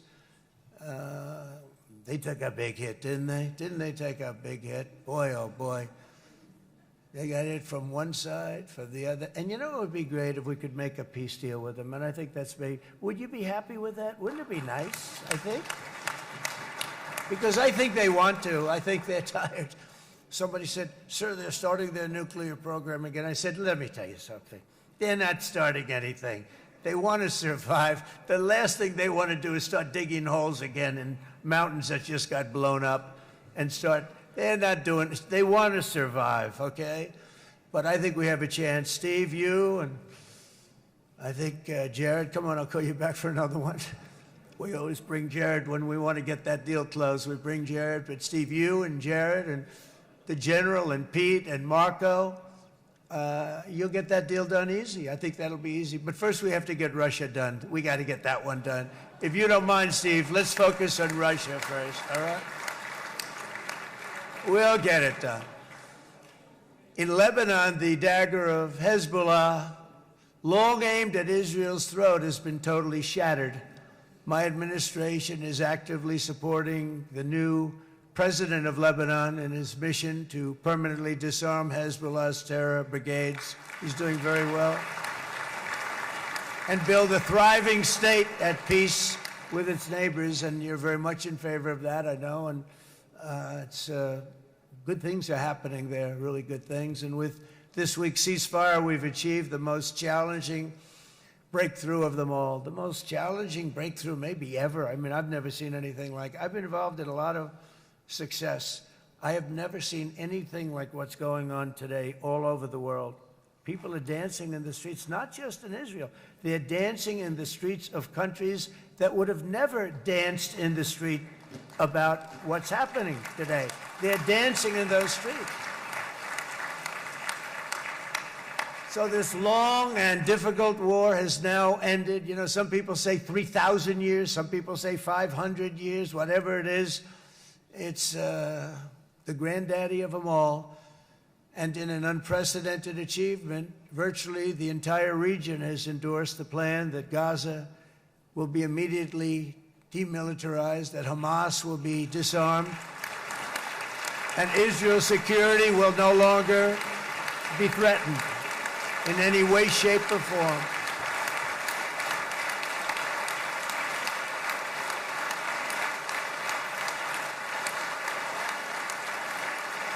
So Israel, with our help, has won all that they can by force of arms. You've won. I mean, you've won. Now it's time to translate these victories against terrorists on the battlefield into the ultimate prize of peace and prosperity for the entire Middle East. It's about time you were able to enjoy the fruits of your labor. Mr. Opposition Leader. I said he's a very nice opposition leader. I think, no, he's a nice man. Bibi, he's a nice man. Good.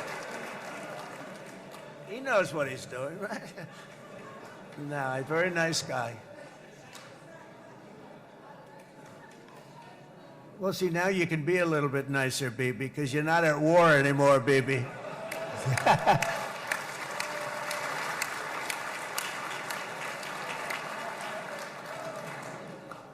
But only by embracing the opportunities of this moment can we achieve our goal of ensuring that the horrors of recent years will never happen again. You don't want to have to go through this again. 8 years ago, I came to this region on a very special first trip abroad as the President of the United States. I came here very early at your request. I addressed the leaders of the Arab and Muslim world gathered in Saudi Arabia and said that it was time to build a future free of the grip of extremism and terror. And interestingly, right now, as soon as I'm finished, I'm quite late. You've kept me quite late between opposition leaders and Bibi's brilliant but very long speech. I thought I was going to run up here, make a speech, and then head to Egypt. It didn't work out, though. And you made a pretty long one, too, sir.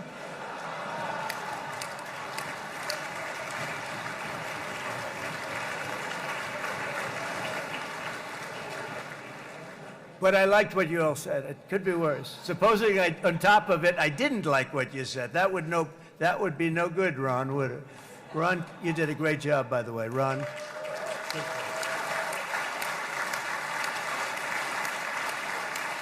Yeah.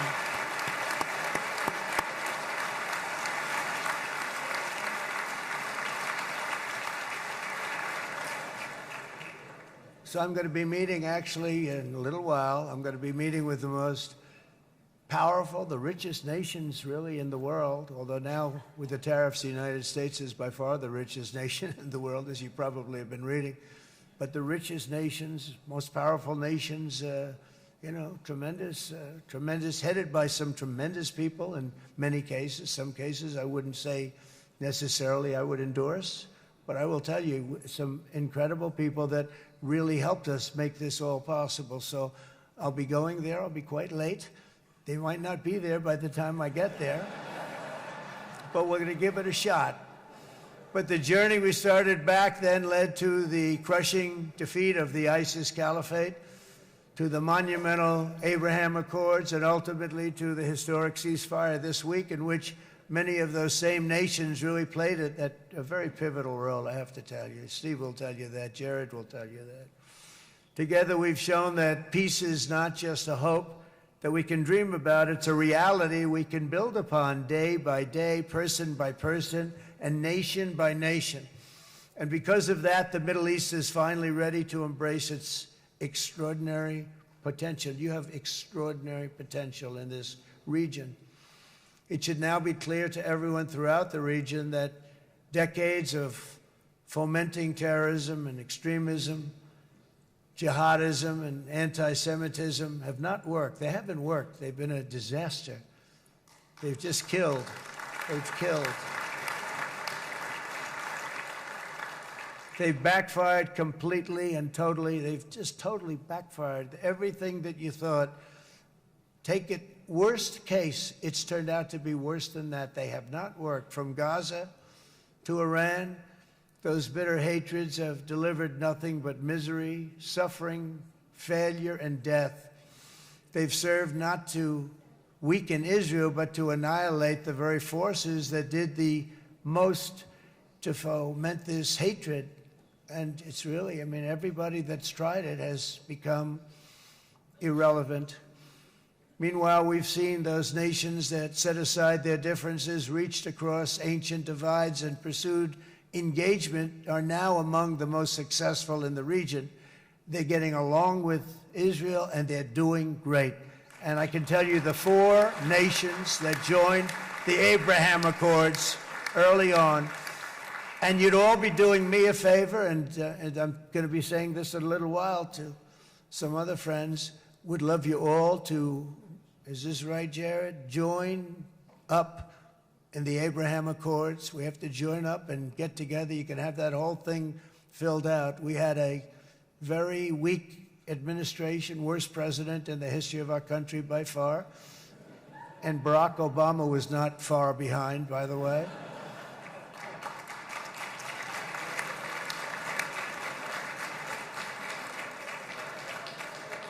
And they did nothing with this incredible document, the Abraham Accords, but now you can fill them up. Now you have peace, you have people that really like Israel. I'll tell you what, and they like Israel a lot more today than they did even 5 weeks ago. You've made a lot of, you've come back.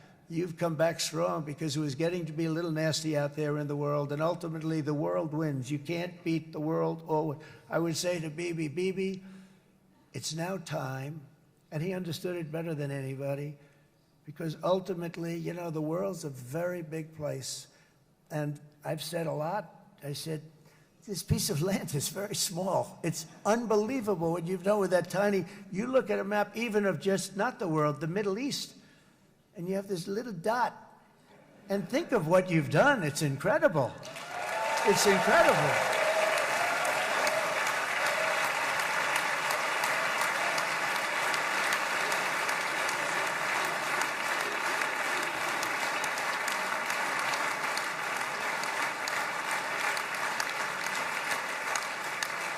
But the world is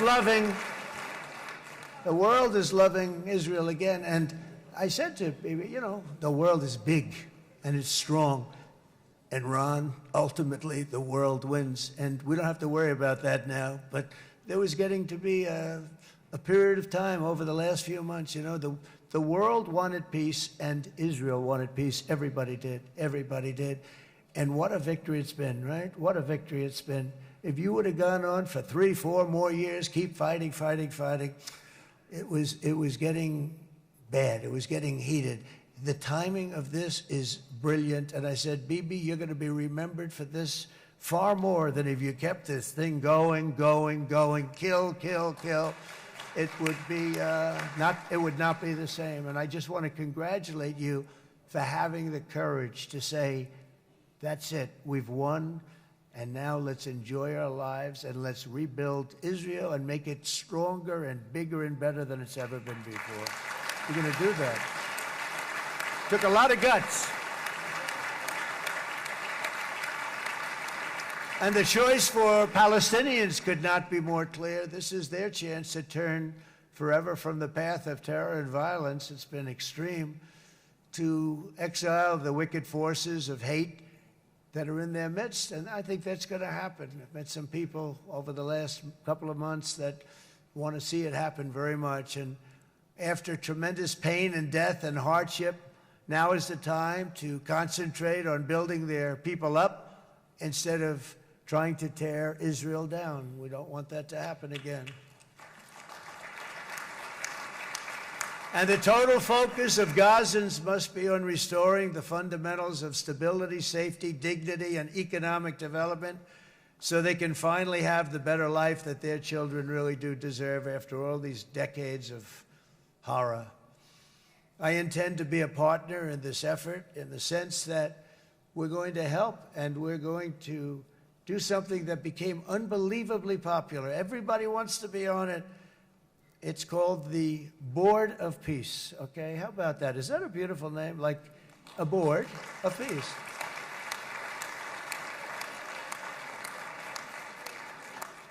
The only bad thing from my standpoint, every single nation involved has asked me to be the chair, and I'll tell you, I'm very busy. I didn't count on that, but you know what? If we do it, we'll do it right, and we have unbelievable power and wealth, because you're going to need wealth. You're going to need wealth to rebuild things, and they have wealth like few people have wealth. I want to thank the Arab and Muslim nations for their commitment that they've made to support a safe rebuilding of Gaza and beyond. I have many Arab countries, very wealthy countries, that came up and said, we'll put up tremendous amounts of money to get rebuild Gaza, and I think that's going to happen. The power, they want dignity, they want to come forward, and they want to say, and I want to say who they are, because what they're doing is going to be, I think, something that you're going to be very impressed with, Bibi, and you need that. You need the kind of economic power that they have, and they want to see it work, and they want to see it be safe, and they want to see it be good for Israel, too. And as much money as it will be, and it's a lot, as you can see, it's a lot. For these countries, it's relatively little relative to their worth. It's really a lot of money like most people could never even conceive, but for these countries, it's not that much, especially because it ensures success and stability in the Middle East, which is what they want to see. So many of them will be with us in Egypt in a little while, I think. I'm not sure. They may be gone.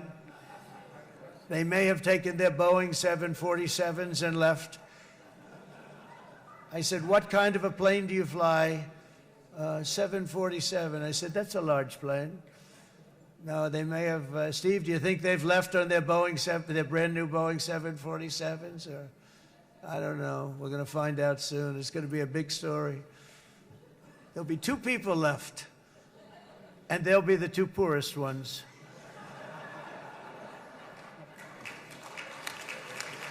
But it will be the wealthiest and most powerful group of nations. So the group that we have assembled, that's waiting for us, is the wealthiest and most powerful group ever assembled at one time. There has never been a group like this. And they're only looking for good. They want good. They're going to do good. And as those commitments are made, I'm going to let the world know who's doing it, because they really deserve to get the credit. And some of them probably won't want the credit, but they deserve it. It's more obvious than ever that the productive and responsible nations of this region should not be enemies or adversaries. You should be partners and eventually even friends, and that's what's going to happen. I know it. Together you can stand against the forces of chaos. Yeah, you go ahead. That's an important point.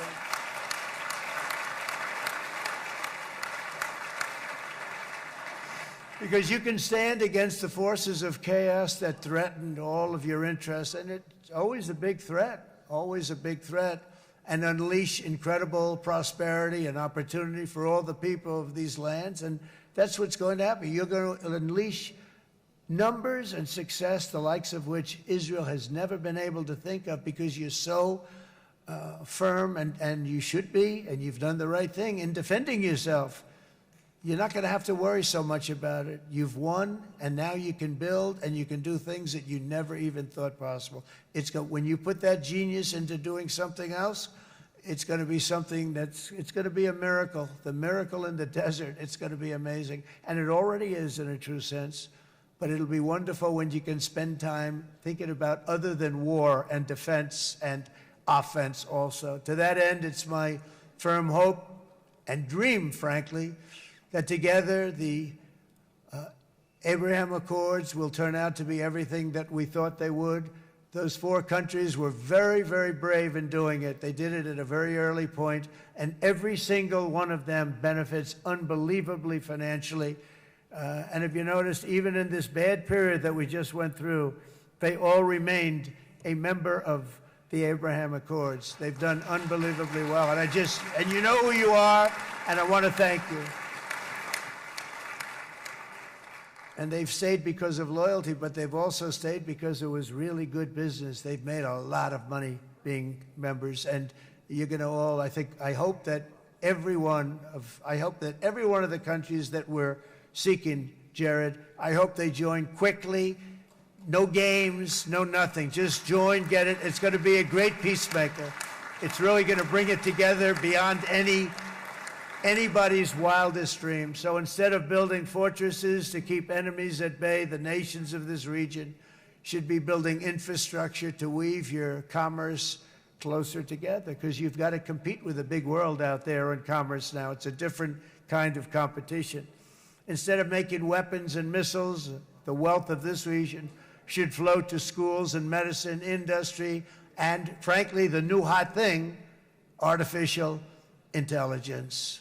It's a lot of intelligence they're going to have to be thrown off to pay back these sums of money that they're doing. But that's really the hot one. And I might say that the United States, a year ago, was a dead country. I say it to people. I heard it first from the King of Saudi Arabia. I then heard it from UAE. I heard it from Qatar. I heard it from many other countries. A year ago, the United States of America was a dead country. Now it's the hottest country anywhere in the world. It is the hottest. There's no question about it.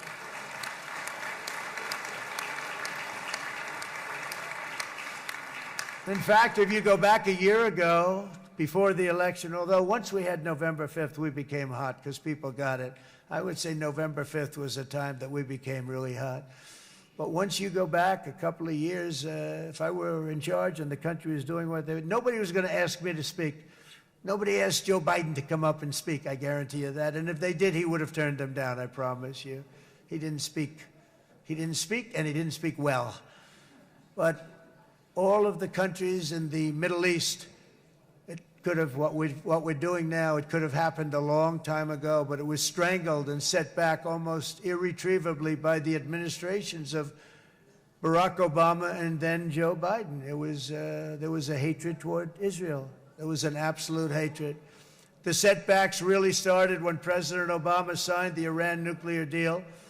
This was a disaster for Israel, and it was a disaster for everyone. And I remember that Bibi Netanyahu came to the United States and worked so hard to try and get Obama not to do that deal.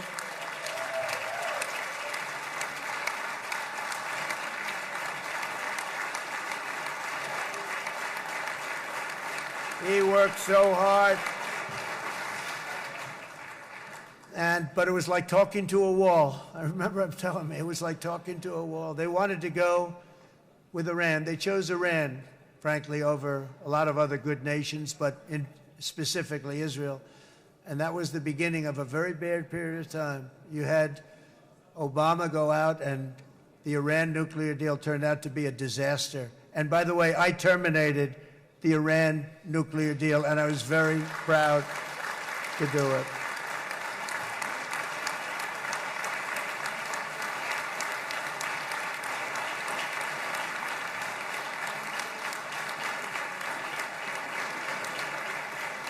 Yet even to Iran, whose regime has inflicted so much death on the Middle East, the hand of friendship and cooperation is open. I'm telling you, they want to make a deal.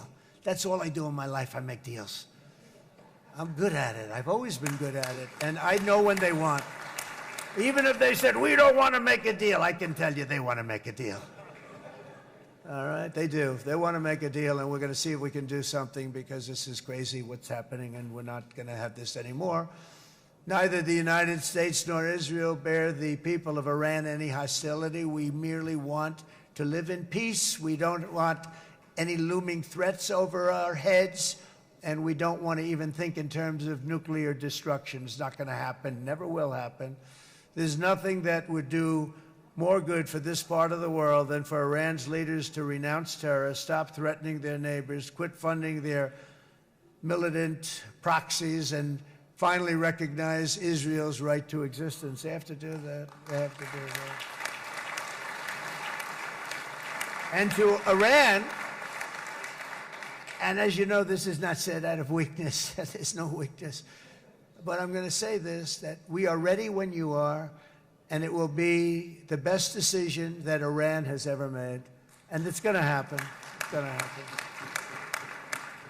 And they're good people. I know a lot of Iranians in the United States. They're good people, smart, hardworking people. They don't want to see what's happened to their country.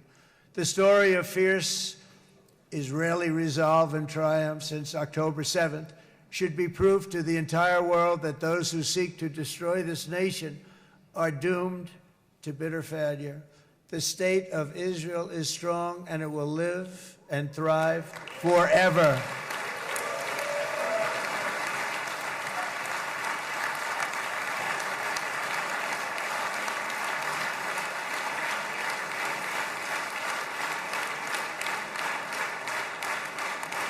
And that is why Israel will always remain a vital ally of the United States of America. Israelis share our values, field one of the world's most powerful militaries. You really do. You have an amazing, what a job you've done. And have one of the most innovative economies on earth. Those are just a few of the reasons why I'm proud to be the best friend that Israel has ever had. And they all say it in the White House. They all say it. I guess it's true because everybody says it, Bibi. You said it today. Thank you. But as president, I terminated the disastrous Iran nuclear deal, and ultimately I terminated Iran's nuclear program with things called B-2 bombers. It was swift, and it was accurate, and it was a military beauty. I authorized the spending of billions of dollars, which went to Israel's defense, as you know. And after years of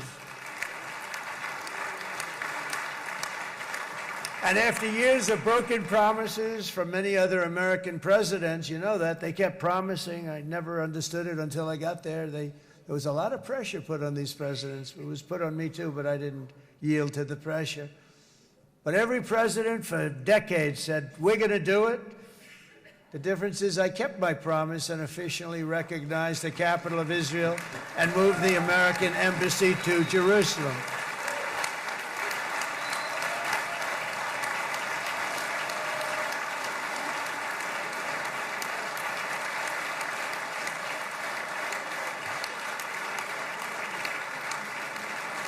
Isn't that right, Miriam? Look at Miriam. She's back there. Stand up, Miriam. Stand up.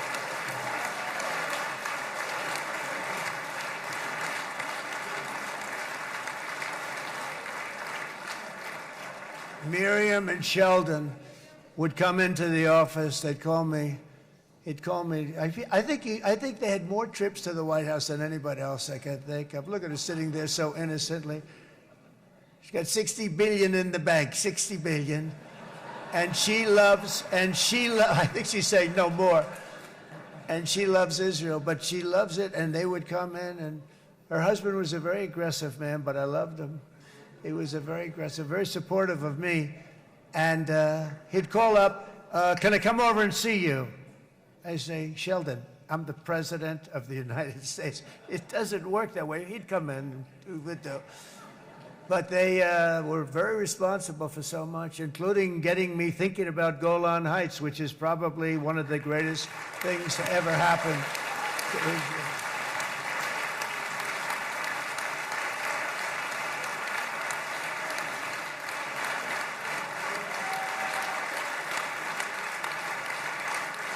Miriam, stand up, please. She really is. I mean, she loves this country.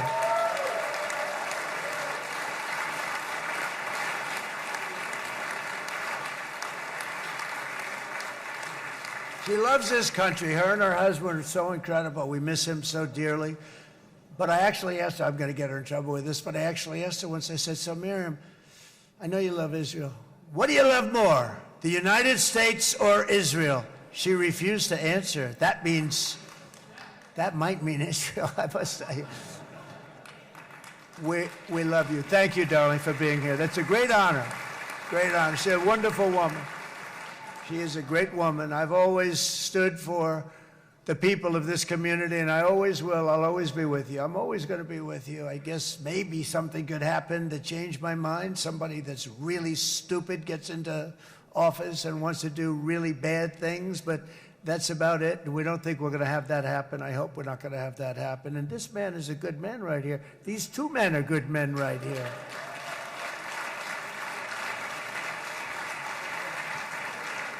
Hey, I have an idea. Mr. President, why don't you give him a pardon? Give him a pardon. Come on.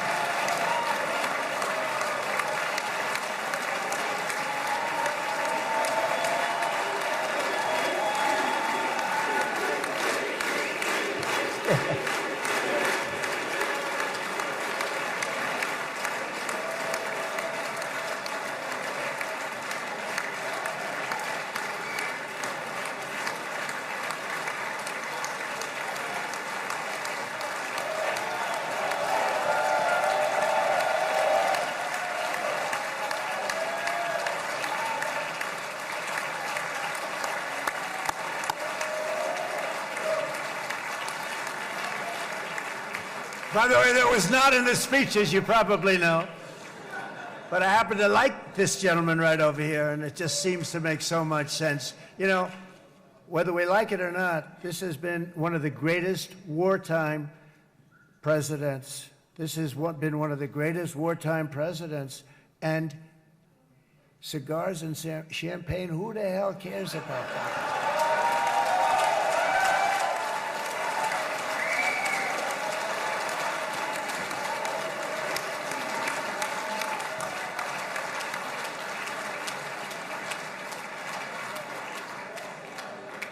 All right, enough controversy for the day, right?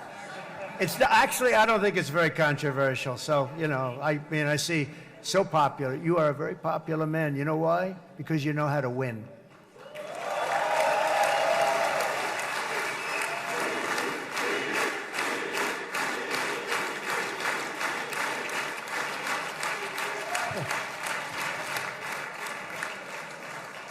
Over the past 2 years, I've met many of the families of the Israelis taken hostage and those that were taken hostage. Unbelievable. I've looked into their eyes. I've seen the worst nightmares of their suffering, but I've also seen something else, the beautiful love of the people, the love of people, frankly, that hold things together, the love that gives you the courage to carry on through thousands of years of persecution and repression and to emerge with the heart of David.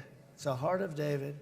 It's that love that's defeated the enemies of civilization, built this incredible country and this unbelievable economy, and forged one of the great democracies of the world.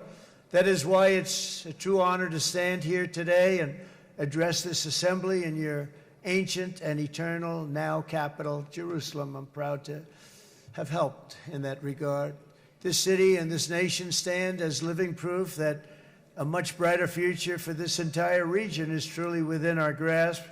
For thousands of years, Jerusalem has been a home to Christians, Jews, Muslims, and people of all ethnicities and creeds. This is the holy center of the world's three great Abrahamic faiths. I like that too. Adorned, it's the first time I've seen that word in a while. Adorned with their sacred sites and alive with their pilgrims and visitors from every corner of the globe. But here between the Western Wall, the Temple Mount, and the hill called Calvary, people of every faith and background live, work, pray, serve, and raise their families side by side, and they do it with love. This example is just one of the modern miracles that Israel has given to the world. And just in closing, the leaders in this chamber know better than anyone else the challenges of this harmony, and it's been easily won. No, it hasn't. It has not been. It's been so tough, but it has been, some say, a miracle. What you've done is a miracle. Look at your size. Look at your chances when it all started. And you know, if you think about it, you are safer today, stronger today, and more respected today than at any time in the history of Israel. Think of it. People used to say it wouldn't exist. They don't say that anymore, do they? Yet if safety, security, and coexistence can thrive here in the winding alleys and ancient paths of Jerusalem, then surely peace and respect can flourish among the nations of the broader Middle East. The God who once dwelled among his people in this city still calls us, in the words of Scripture, the turn from evil and do good, to seek peace and pursue it. So he still whispers truth into the hills and knolls and valleys of his magnificent creation, and he still writes hope into the hearts of his children all over the world.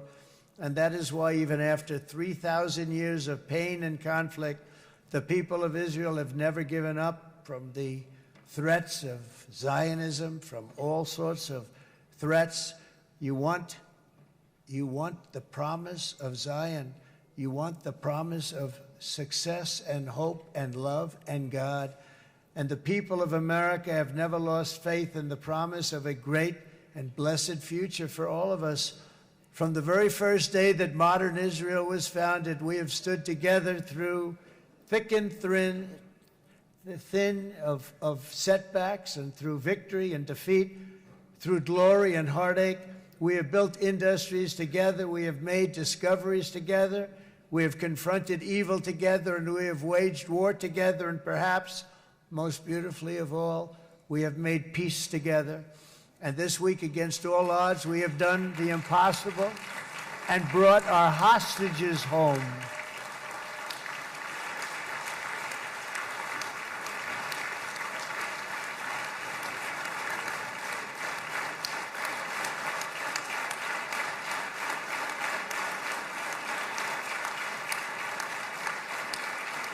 So now we're going to forge a future that is worthy of our heritage. We're going to build a legacy that all the people of this region can be proud of. New bonds of friendship, cooperation, and commerce will join Tel Aviv to Dubai, Haifa to Beirut, Jerusalem to Damascus, and from Israel to Egypt, from Saudi Arabia to Qatar, from India to Pakistan, from Indonesia to Iraq, from Syria to Bahrain, Turkey to Jordan, the United Arab Emirates to Oman, and Armenia to Azerbaijan, another war that I just settled. We are going to have hope, harmony, opportunity, and happiness here in the spiritual and geographic center of the entire world. That's what you are. Israel, America, and all of the nations of the Middle East will soon be safer, stronger, greater, and more prosperous than ever before.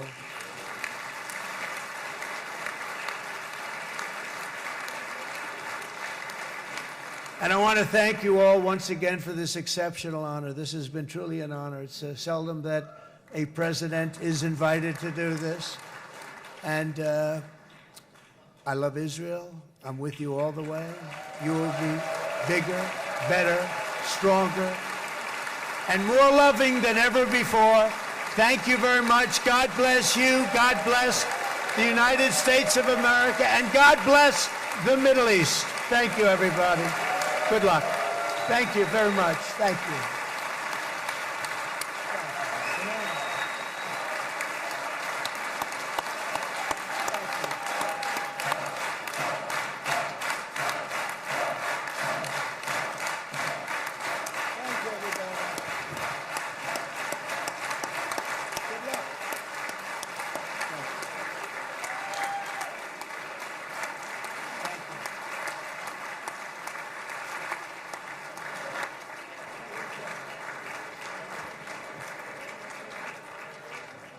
אני מודה לנשיא ארצות הברית של אמריקה על דבריו. I'm thanking חברות וחברי הכנסת, תם סדר היום. הישיבה הבאה תתקיים ביום שני, כ"ח בתשרי התשפ"ו, 20 באוקטובר 2025 בשעה 16:00. חג שמח ובשורות טובות. ישיבה זו נעולה. כבוד הנשיאים וכבוד יושב ראש הכנסת.